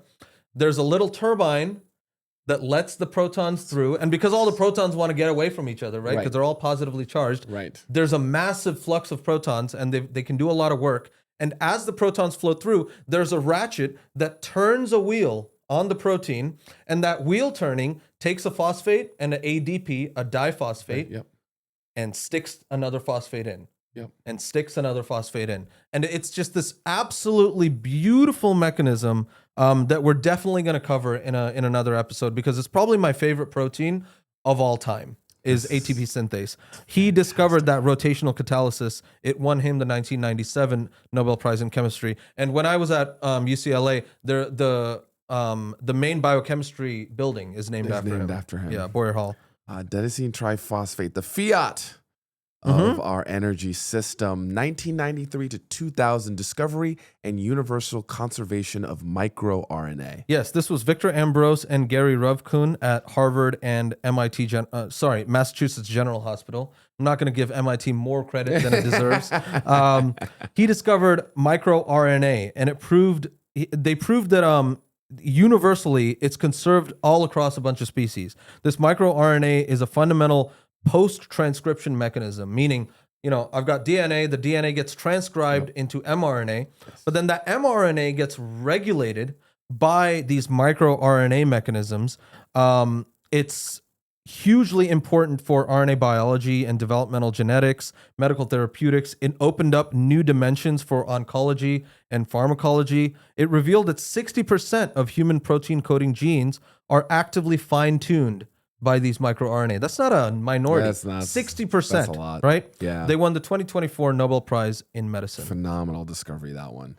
We are still in 1993, a banger year where we have the invention of the Mosaic web browser, where we see our favorite egghead Mark Andreessen still with some hair on that big brain of his and is the birth of, again, how we are reaching you all, at least one of the ways we're reaching you all today. Yeah. If you guys are watching on a web browser, you can thank Mark Andreessen and Eric Bina. They developed the NCSA Mosaic, which is the first sort of web browser at the University of Illinois Urbana-Champaign. It created the world's first widely adopted cross-platform graphical web browser. So it can like display images. It can it dismantled this high technical barrier of text-only command line networking. You know, it's like not everybody wants to work with a terminal. Yes. You know what I mean? Yes. And so now you've got this point and click graphical interface because we already had the mouse and they figured, we should use it for actual stuff. It unified the text and multimedia on a single canvas, and it sparked the commercialization of the World Wide Web and launched the commercial internet age. So this is, I think where Mark Andreessen really made his name. 100%. 1993 is when they're like, oh. And now he's just been elevated to the Board of Technology Advisors to the Department of War. So we'll see how that goes. I feel like we're regressing, though, because now Cloud Code is all terminal only. I want my GUI. I want my graphical user interface. So, hey, if you're out there and you're trying to figure out ways to innovate, figure out how to move stuff like Cloud Code into a GUI, you might be the next Mosaic web browser type inventor. 1993, big year, cancellation of the superconducting super collider, which, again, we've talked about as one of the greatest failures for America in terms of these large-scale science projects. Yeah, so as we're reaching the end of our timeline, I did want to mention what happens when we drop the ball. Okay? 1993, we dropped the ball pretty big. Okay? We were planning to create the superconducting super collider in Texas. This was going to be bigger than CERN. It was going to be brighter than CERN. It was going to discover the Higgs way before CERN. Way before CERN. And it was also going to rule out a bunch of theories that have now been ruled out after like 20 years of CERN. It was going to do it immediately. It was also going to be American, right? It was going to be like this American stamp on particle physics, on fundamental physics discovery. And the United States Congress canceled the construction in 1993. Bill Clinton was the president at the time, and he did nothing about it. It's really quite sad because it shifted high energy physics to Europe. We learned our lesson though. Yes. And this is when scientists came together and they're like, we need to have a comeback.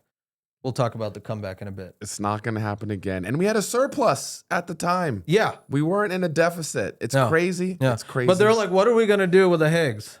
Is that going to create jobs? You know what? Maybe. Life finds a way. Maybe in 50 years. As Dr. Ian Malcolm as you can says. see, right? One thing that I do want to talk about this timeline is a lot of the stuff that we're discovering, in the 1990s, in the 1950s, it's giving dividends till now. 10, 50, 100x fold. Yeah. And it's not always clear at the time. Yeah. But just learning about how, again, the world around us works fundamentally inevitably is going to have commercial applications. We want to make sure those are well distributed. There's a balance of power issue there. But ultimately, fundamental curiosity-based science, which is in our Constitution, is meaningful and improves all of our lives. And that's a great example of what happens when we fail to accomplish those tasks and cede ground to the Europeans. They already have us in football. We're not going to let them have us in science. No. 1994, application and engineering of GFP. Yeah, so this story starts in 1962 with Osamu Shimomura at Princeton University. He discovers this protein called GFP, green fluorescent protein, in algae, in fluorescent algae. He thinks it's pretty cool.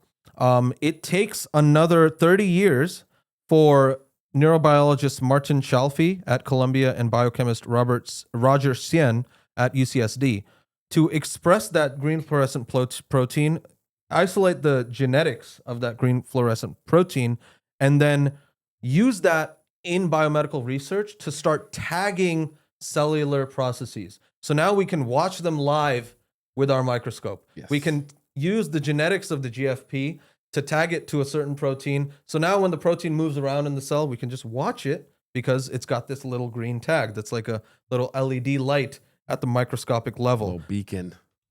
They won the 2008 Nobel Prize in chemistry together. Amazing. 1994 invention of Shor's quantum algorithm. Yeah, this is the first time that really I think everyone started taking quantum computing seriously, not just as something that can, it can simulate materials and it can simulate quantum computers. Well, now it can break encryption. Okay, Shor's algorithm showed that you can factor extremely large numbers very, very easily with a quantum computer that would take you millions of years on a classical computer. He was working at Bell Labs at the time, another Bell Labs. And his mathematical breakthrough proved that these quantum computers are something that everyone needs to worry about. So now nation states get involved. A lot of funding gets poured in. It drives the global race for quantum hardware that we are still running today. Yeah, this is careful of your Bitcoin if we reach to get to these quantum breakthroughs, along with every other system that's encrypted, which is not ideal. We have to get to, what is it, post-quantum encryption is the phraseology. 1994, proof of Fermat's last theorem. Yes, this starts actually in Berkeley with Ken Ribet's proof of the epsilon conjecture. He resolved that Fermat's last theorem, which is a very simple theorem actually, it was made about 358 years ago by Fermat. It was noted in the margins of his book that he had already proved it, but he's like, I don't want to. Classic French, may I just say. Here's the theorem, okay? You got the Pythagorean theorem, which is a squared plus b squared equals c squared. There's plenty of numbers that fit that. For example, 3 squared plus 4 squared equals 5 squared. You have 9 plus 16 equals 25. Now the question is, are there any numbers where a cubed plus b cubed equals c cubed? For that matter, are there any such that a to the n plus b to the n equals c to the n, as long as n is not 1 or 2? If it's 1 or 2, it's like obvious, right? So that's the question. For the longest time, the answer was no. Okay. There are no triple integers in the infinity of integers such that a cubed plus b cubed equals c cubed. Isn't that crazy? Yeah. But we couldn't prove it. But it's a hard thing to prove, turns out. The Pythagorean theorem is super easy to prove. People do it in 8th grade if you take a good geometry class, right? But this n equals 3, n equals 4, in all the infinity of numbers, there are no 3 numbers that you can find that obey that equation. That is Fermat's last theorem. So Ken Ribet showed that Fermat's last theorem is the same as if you prove this other Taniyama-Shimomura-Weil conjecture. He showed that if you prove the Taniyama-Shimomura-Weil conjecture, then you've proven Fermat's last theorem. He showed the connection there. Yep. So Andrew Wiles then made it his goal in life to prove the Taniyama-Shimomura-Weil conjecture. Okay? And he spent 10 years locked up at Princeton University's math department in his office up there in Fine Hall, doing nothing else but this one thing. And he got it. And in 1994, he finally proved that conjecture, which then in turn proves Fermat's last theorem. Yes. It also shows that Fermat definitely did not have a proof. Right. He was clearly capping. Yeah. Right? Yeah. Because you didn't know about like Galois groups and this Shimomura-Weil conjecture, and like so much needed to happen to prove Fermat's last theorem that there's no way that Fermat had some trivial proof. And if he thought he did, it was most definitely wrong. As to be expected, 1995 creation of the first and one of my favorites, Bose-Einstein condensate. Yeah, I mean, we've seen that photo in our podcast so many times, the one on the right. Yes. Showing the cloud of atoms behaving like a single atom. That's what's happening with the Bose-Einstein condensates. This was first theorized by Bose and Einstein way back, I think in the 1920s, okay? But realizing it is extremely difficult because you need a group of atoms and you need to cool it down to an insanely small degree, okay? The Europeans and the Americans were both on a race to do this, okay? This is one of the big triumphs of the American system of just trying things. And if it fails, don't worry about it and move on, okay? Eric Cornell and Carl Weinman at Gila and NIST at Boulder and Wolfgang Ketterle at MIT, they achieved the first dilute gas Bose-Einstein condensate. Very famously, Eric Cornell and Carl Weinman, their ragtag setup was like they were using like the lasers from CD players and things like that because they were changing their setup every month. They're like, okay, this isn't working. I don't know where the temperature is leaking from. It's getting hot after we go down to this thing. Let's just change it around. Meanwhile, the Europeans, they had a theoretical idea of how it should work. And when it didn't work, they would just get stuck on why it didn't work. And there's this really famous documentary that you can find on YouTube showing the difference between these two groups, where Eric Cornell and Carl Wyman, they were just like, I don't even care to understand why this didn't work. I have a new idea. Yeah, let's move on. Let's move on. The three of them won the 2001 Nobel Prize in Physics. Can you remind me, does this have an overlap with the macroscopic quantum tunneling piece that we talked about earlier? Because I mean, they're condensates in the sense that, like, you know, they're condensing matter into that form. You got to be cold. Yes. There is something, I forget the connection because it reminded me back to that episode where we talked about the overlap between these two concepts. Yeah. There is an overlap for sure. But we will move on because that is not the focus of this episode. 1995 acquisition of the Hubble Deep Field, one of the greatest photographs ever taken. And for those who are listening, we do understand there's a visual component to so many of our episodes. This is the picture of all of the different galaxies in the square box that you see printed in science classrooms and in museums all over the world. You've 100% seen this photo at one point in your life. Yes, and taking this photo was very controversial at the time. This was astronomer Robert Williams and the Space Telescope Institute. He had a crazy idea. How about we point the Hubble telescope at nothing for a week? Okay? Every other astronomer is like, what are you talking about? I have like 10 different things that I want to point the Hubble telescope at. And he's just like, no, guys, let's just point it at nothing and see what happens. Turns out there's a whole lot of stuff in nothing if you stare at it long enough. He found 3,000 ancient galaxies in a single patch of empty sky. And it showed that the universe is just like massive. Yes. It transformed high redshift observational cosmology because these are things that are so far away that usually you don't see it. You got to stare at this patch and collect light for an extended period of time in order to capture these galaxies. Huge. Sometimes we need to look where it doesn't seem like there's anything to see, and you might see everything. 1995, discovery of the top quark. Yes, this is finally completing the particle zoo for the quarks.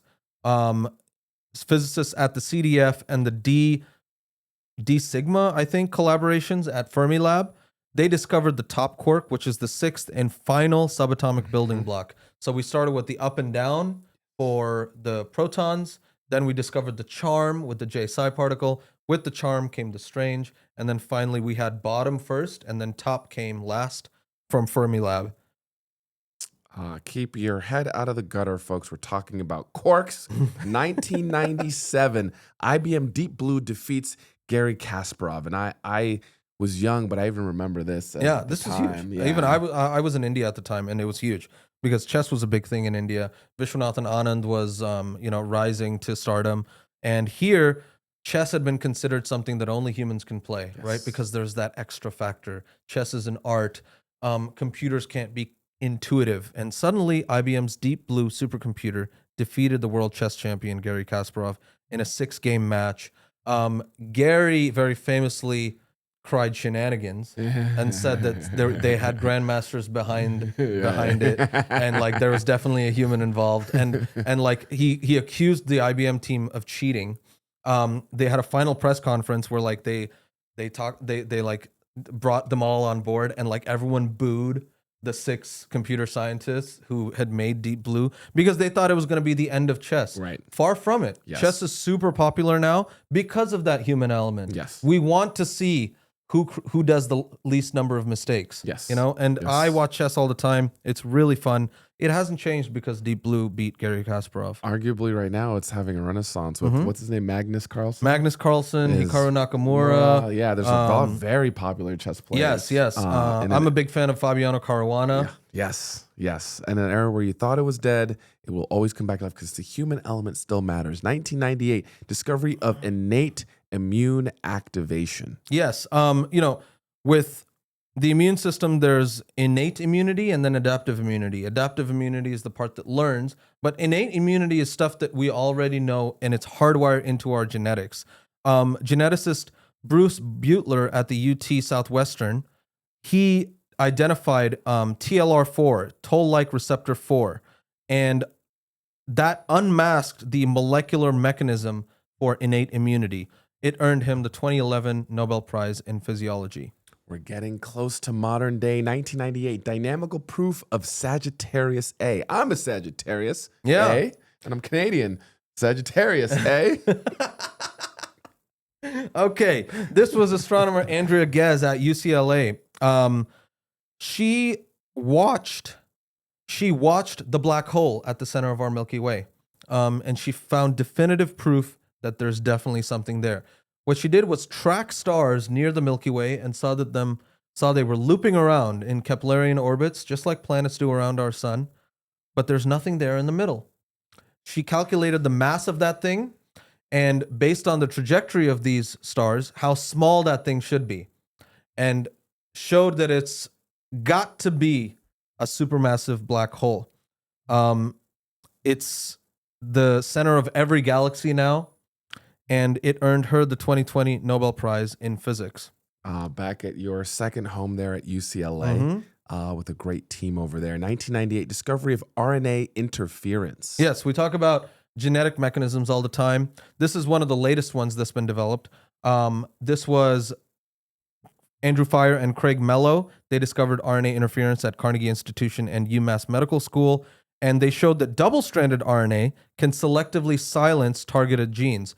In the last episode that we had about non-Mendelian inheritance, we talked about some of the ways that RNA interference can change the genetic genotype and phenotype relationship. This discovery earned them the 2006 Nobel Prize. Now we move on, still in 98, discovery of cosmic acceleration, something we've touched on in a variety of different components here. We've talked about dark matter. Yes. But we also know that most of the universe is actually dark energy. This is where dark energy was discovered. Saul Perlmutter at Lawrence Berkeley National Lab, Brian Schmidt in Australia, and Adam Rees at the Space Telescope Institute in Baltimore. They showed that the expansion of the universe is accelerating. The universe is getting bigger, and someone's pumping on the gas. It's not coasting. Mm-hmm. That's very weird. Yes. Okay? That's where dark energy comes from. They shared the 2011 Nobel Prize in Physics. Last one in 1998, development of LINET 5 convolutional neural networks, which we hear a lot about these days. Yes, this is Jan LeCun and his team at Bell Labs.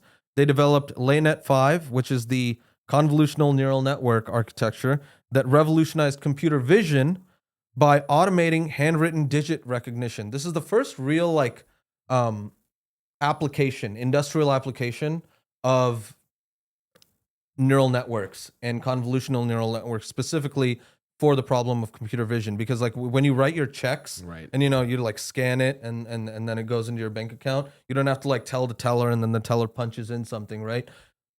All of that started with this MNIST data set of the handwritten digits and how they get classified into 0, 1, 2, 3, 4, 5, and 6. Jan LeCun, back in those days, he did not have the sense of fashion that he does. I was gonna say, is that a young LeCun with the ponytail there? Yeah. That is a throwback photo. If you're listening, you might want to take a look at this because you see him nowadays. No, very he's fashionable. Very fashionable. His glasses are not whatever those glasses are, right? Definitely made that major upgrade. Another one of the godfathers of the modern AI world we live in today. Many of us will remember this as we get into the Y2K era. Yeah. 2000, first draft of the Human Genome Sequence. Yes. 23andMe, eat your heart out. Yes. We sequenced the human genome. This is a pretty big deal. Francis Collins, he was representing the Human Genome Project, which was funded by the government. And at the same time, they were competing against Craig Venter at Cellular Genomics because he figured, well, I could just do it. They jointly announced the completion of the first draft of the human genome. Basically, Bill Clinton like brought them together to the White House and was like, "All right, truce, guys. You both won. Like, let's stop." And it's a historic milestone. Provided a biochemical map of human hereditary instructions. Revolutionized medical science. This is how we get personalized medicine. All sorts of really cool stuff. Really foundational. Building block. Yeah. 2001, structural basis of eukaryotic transcription. Yeah, this is really the final puzzle in the central dogma. We figured out how DNA replicates itself. We figured out how DNA goes to protein with that the dictionary of the codons mapping to the amino acids. This is how does DNA go to RNA? It's through RNA polymerase. Roger Kornberg used high-resolution 3D images of RNA polymerase at Stanford University and revealed the atomic scale structure of this enzyme and how you get that type of transcription. It earned him the 2006 Nobel Prize in Chemistry. We're staying in 2001 with something we talked about recently as well in our Nobel Prize episode, discovery of the FOXP3 gene and Treg regulation. Yes, this is Mary Brunkow and Fred Ramsdell. They were working at the Darwin Molecular Corporation and Celtech Chiroscience in Washington. They identified the FOXP3 gene. That's the master transcription factor that governs regulatory T cells, which is the stuff that regulates autoimmune responses, the response of the immune system to the self. Huge deal. They won the 2025 Nobel Prize in Medicine, and we covered that in detail. So check out that episode. It was the what do we say? The military police, the police of the police. Yeah, the police of the police. That's right. That's the concept here.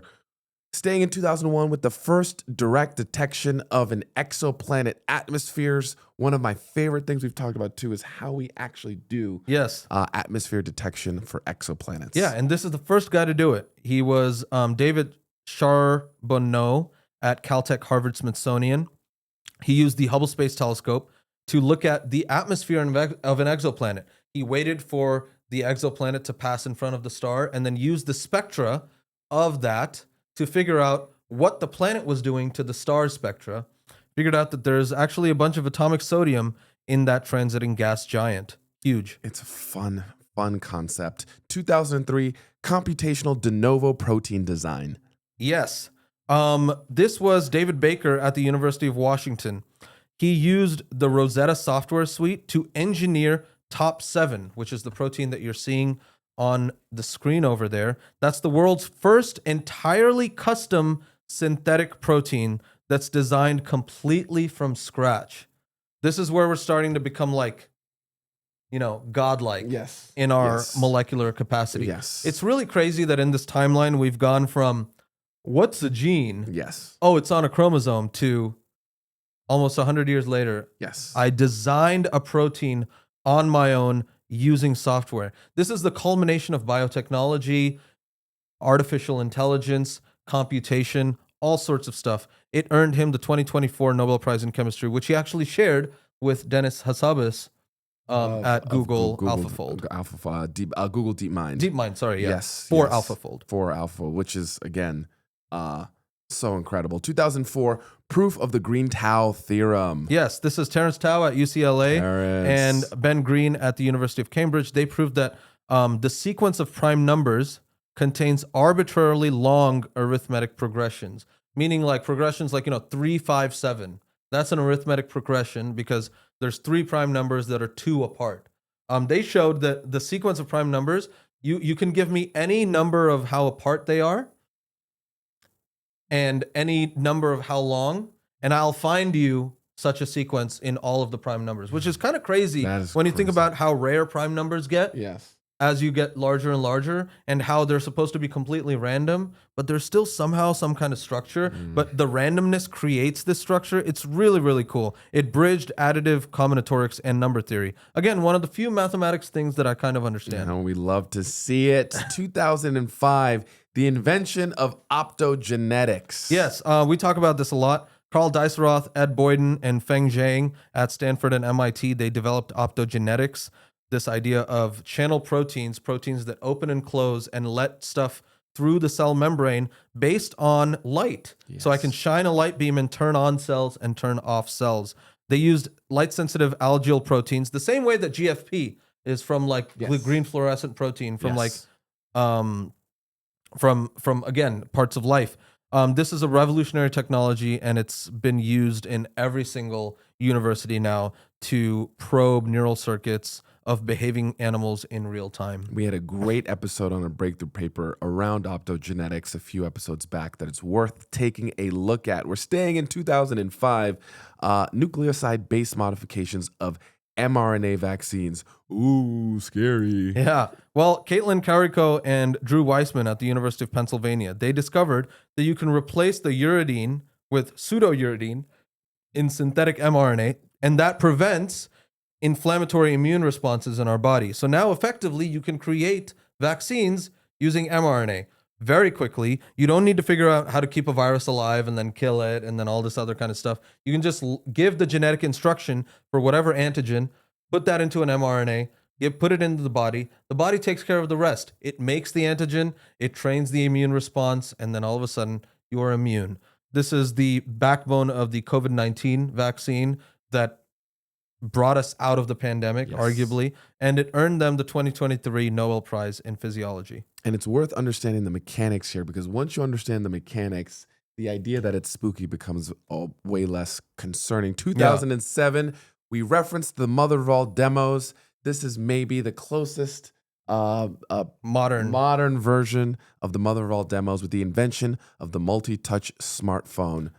In 2007. I know a lot of haters are going to hate me for putting this on the timeline, but I really think this was a seminal event in human technology history. Okay, Steve Jobs, John Ivey, and a team at Apple introduced the iPhone. I'm just going to say Johnny Ive, because people are going to be like, oh, Johnny Ivey, who's that? Oh, Johnny Ive. Sorry. No. It's fine. It's getting late. Okay, guys. But you know, they introduced the iPhone. Yes.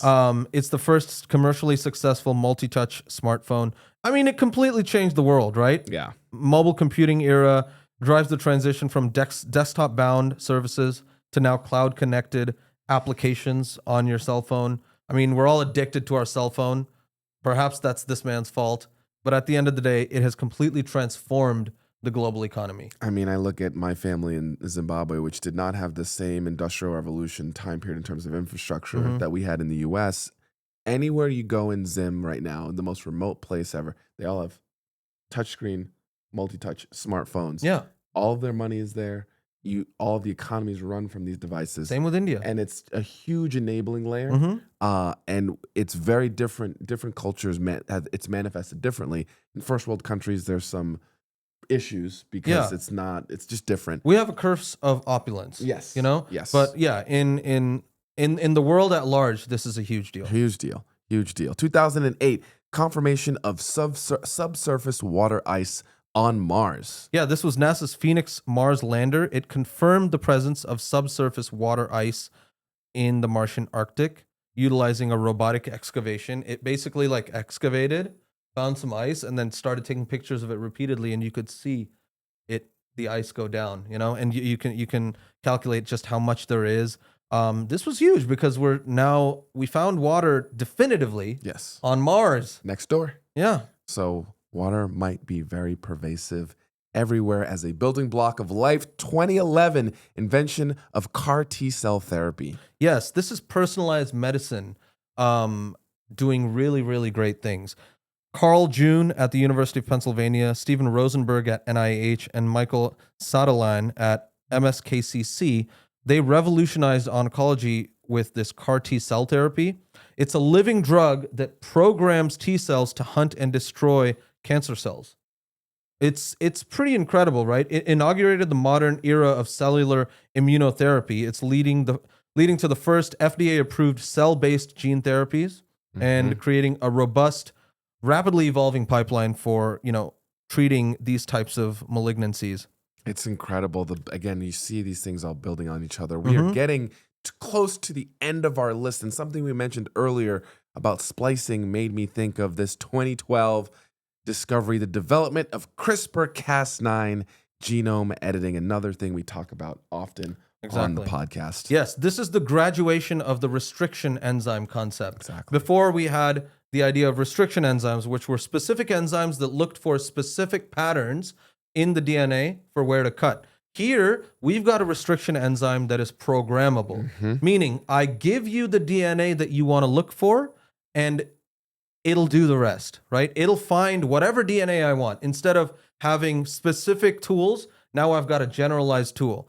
This was Jennifer Doudna at UC Berkeley, along with her partner, Emmanuel Charpentier in France. We did a deep dive on this episode last year, actually, in preparation for our Nobel Prize, because this is one of my favorite Nobel Prizes. I remember being in college at the time when this was discovered in 2012. And immediately, even at Princeton as a sophomore, we all recognized we were like, okay, so when's the Nobel coming? Yeah, 100%. And it came pretty soon after. I think it was in 2019. So quite soon. No, 2020, Nobel Prize in Chemistry. And it just is an enabling layer for so many things we can tell. There's so many stories we talk about in our rundowns and stuff that just happen to use this as a tool in the toolbox for any number of different things. And it is really a huge, we're starting to get into, we figured out how to read, and now we're figuring out how to write to our fundamental biological layers. 2015, first successful vertical landing of an orbital rocket. We will be a space-faring species. Yes, this was SpaceX engineers. They achieved the first propulsive vertical landing of an orbital class Falcon 9 first stage booster at landing zone 1. I mean, this is huge, right? It catalyzed the modern commercial space race, enabled high cadence deployment of massive low Earth orbit satellite constellations. I mean, maybe astronomers don't like that because it's getting in the way of their telescopes, but at the same time, now we're getting remote access internet to places on Earth that never had access to the internet. We are becoming a spacefaring civilization because rockets are now cheap. Yes. This was SpaceX, and on the right-hand side, that's the full maturation of this technology. Now they're catching giant rockets that are the size of like the Empire State Building with a chopstick. It's getting crazy. This was 11 years ago, and I think to date, I'm not familiar with anyone that's replicated this feat at a scale that can be used for commercial reusability. Yeah. And I mean, now we take it for granted. Yes. But like, dude, at the time, it was insane. No one thought it was possible. Everyone was like, this is ridiculous. Yeah. Oh, like NASA's been trying for a while. Yeah. Actually, no. It's like, with modern computing now and the modern hardware and the fast feedback between control systems and how you can like point the rocket booster and things like that made it possible. It's amazing. Still not replicated, so it's not that trivial. 2015, one of my favorite instruments, first direct detection of gravitational waves. Yeah, this is 20 years in the making. I talked about how we failed at the superconducting supercollider. That was a wake-up call for science in America. They decided to start doing big projects, high risk, high reward. This was the highest risk because no one thought it was possible. I mean, you have to measure the difference in the length of a leg of your detector that is 4 kilometers long by something like 10 to the minus 18 meters, right? So it's like an atom is 10 to the minus 10. You've got to go an atom within an atom and measure that tiny difference in order to measure gravitational waves.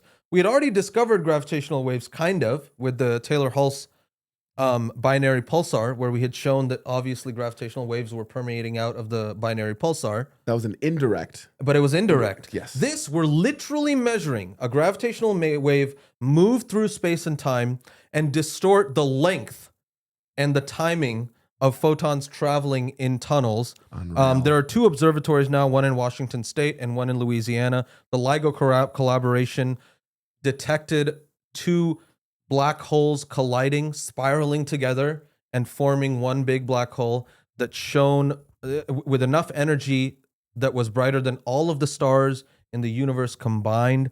Rainer Weiss, Barry Barish, Kip Thorne, they won the 2017 Nobel Prize in Physics, basically 2 years after this, because everyone was like, holy you know what? Because that I thought you can't couldn't believe do you it. did it. Yeah, I can't believe you I actually. can't believe you've done this. It's absolutely amazing. We have a deep dive into the LIGO discovery and all of the shenanigans and drama that went into the it. postdocs on the top. People thought they were driving around. Yeah, It's a great deep dive. Definitely check it out. We are getting very close to the conclusion of our list. We have 4 more left. We are in 2017, the invention of the transformer architecture. Yes, this is a team of researchers at Google Brain in the Bay Area. They publish Attention is All You Need. It's a paper that has a banger title, and it introduces the transformer deep learning architecture that's based on this self-attention mechanism. This is an architectural breakthrough. The paper itself is just about translating language, okay? And they used it to translate language. Pretty soon it turned out this is something that can recognize and learn long-term correlations in text. Meaning, what does this word have to do with all of the words that came before it? And recognize context. And really try to distill the understanding of what the text is. This is the breakthrough that catalyzed the modern artificial intelligence revolution. It enabled large language models. Now we have ChatGPT, Claude, Gemini, Llama, DeepSeek. All of that comes from this 2017 paper. No European models, just everyone else apparently. Well, no, they have what's it called? They have Le Chat? No. Mistral. Yeah. You've never Moving on. 2019, first direct image of a black hole shadow. I remember this one breaking. Yeah, this one was great. The memes were great. From memes. this. This was the Event Horizon Telescope led by Americans at the Harvard Smithsonian Center for Astrophysics. They captured the first direct image of a supermassive black hole's shadow in the galaxy M87. They subsequently also captured the supermassive black hole at the center of our Milky Way. I mean, this is insane. It's a network of telescopes across the globe to resolve a single black hole that's the size of about the solar system, billions of light years away. Absolutely incredible. We literally are looking at a black hole. Unbelievable. Yeah. This one, when science breaks through in the mainstream, this one definitely. This one was insane. Everybody was like, "That's crazy." That's crazy. That's crazy. We are still in 2019. And I remember talking to you about this experimental demonstration of, quote, quantum supremacy. Yeah, I think this is a pretty big deal. This was John Martinez and Google Quantum AI team at UC Santa Barbara. They achieved quantum supremacy with their 53-qubit Sycamore processor, and they solved a complex sampling task. They were basically trying to sample from a probability distribution that a quantum computer would produce. Mm-hmm. Kind of a roundabout way of declaring quantum supremacy, which is this idea of solving a problem that no classical computer can solve. Right after this paper was published, IBM came out and said that actually there is a classical algorithm that'll do it. It'll take you 2 days instead of like the seconds that it took you, but it'll still do it. And these guys weren't that worried because this is a 53-qubit Sycamore processor. Right. They figured, I mean, that classical algorithm, again, it's not going to be able to scale.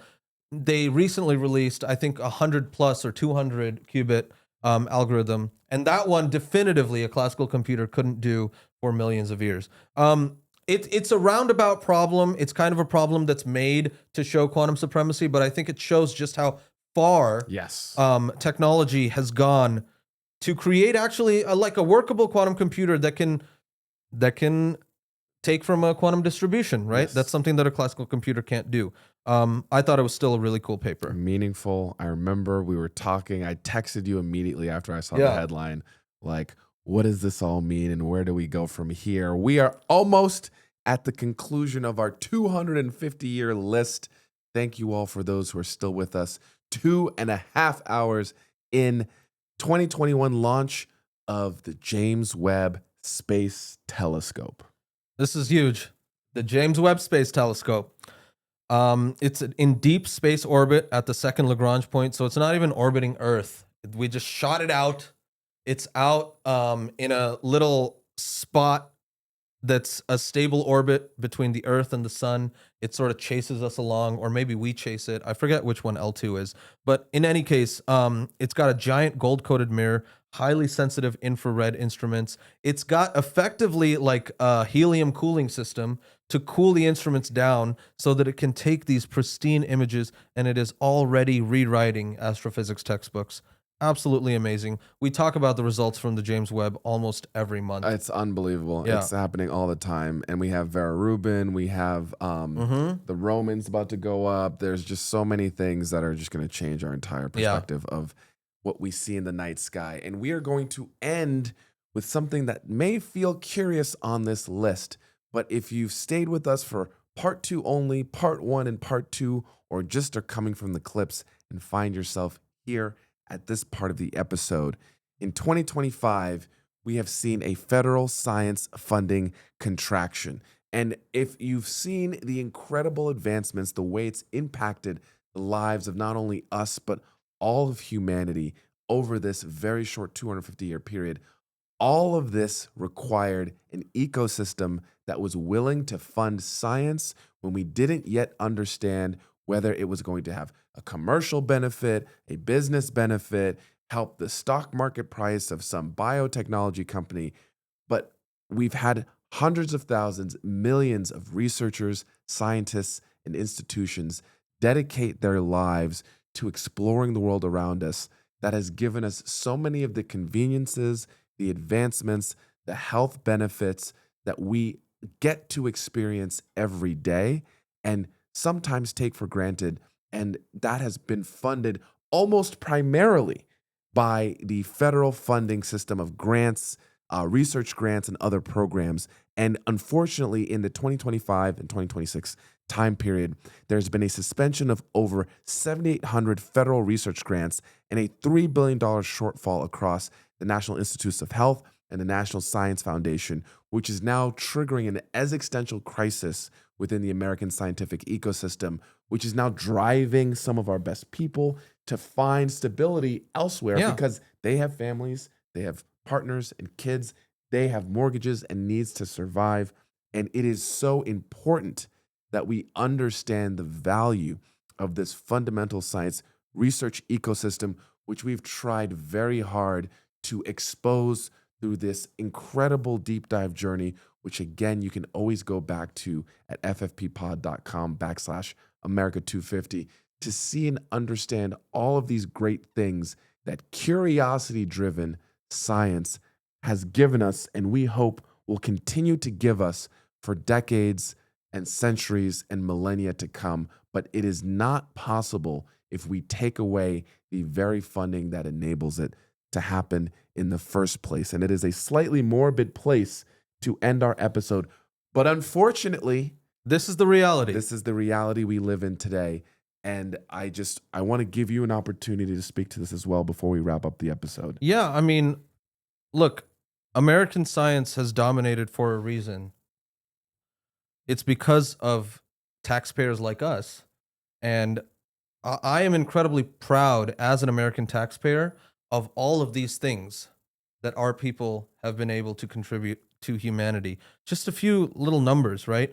Over the past year, 7,800 research grants across the NIH and the NSF have been canceled, totaling $3 billion in lost and frozen funding. And what that means is, you were alluding to a brain drain. Something like 10,000 doctoral trained STEM and healthcare professionals have left America for greener pastures.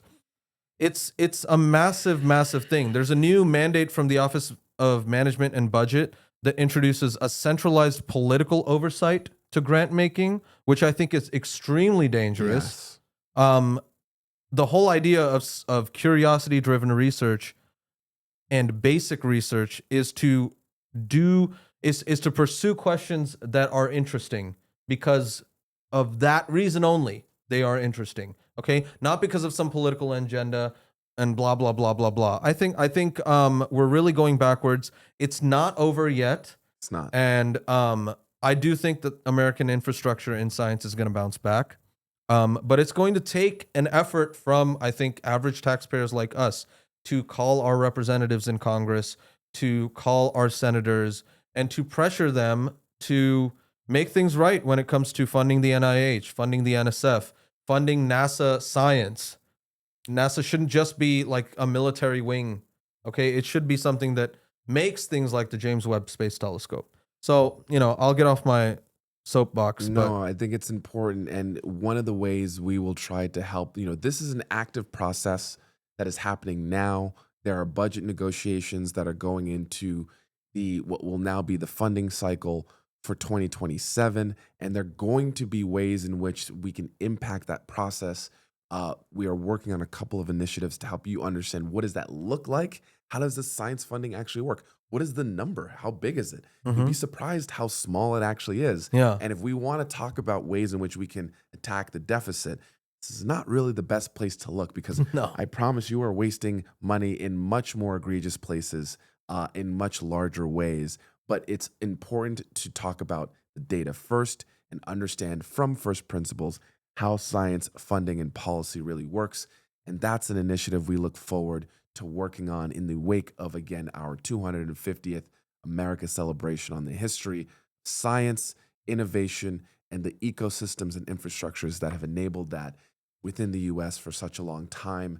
My name is Lester Nare, joined as always by my co-host and our resident PhD, Krishna Chowdhury. We are so grateful for you for joining us on this massive 4.5-hour, 2-part banger. And as you go out and celebrate at your barbecues, spend time with friends and family, and enjoy so many of the benefits and the shoulders that we are standing on from innovators that have come before us, remember, it does not happen in a vacuum, and it is something in an ecosystem that we need to continue to protect and advance for the betterment of not only our own families, but for the families of our greater human family. We will see you all with our next episode that we will be back in normal attire for next week. Thank you all again for joining us. And again, if you think we missed something that should have been on the list, be sure to comment below. We will see you all next week.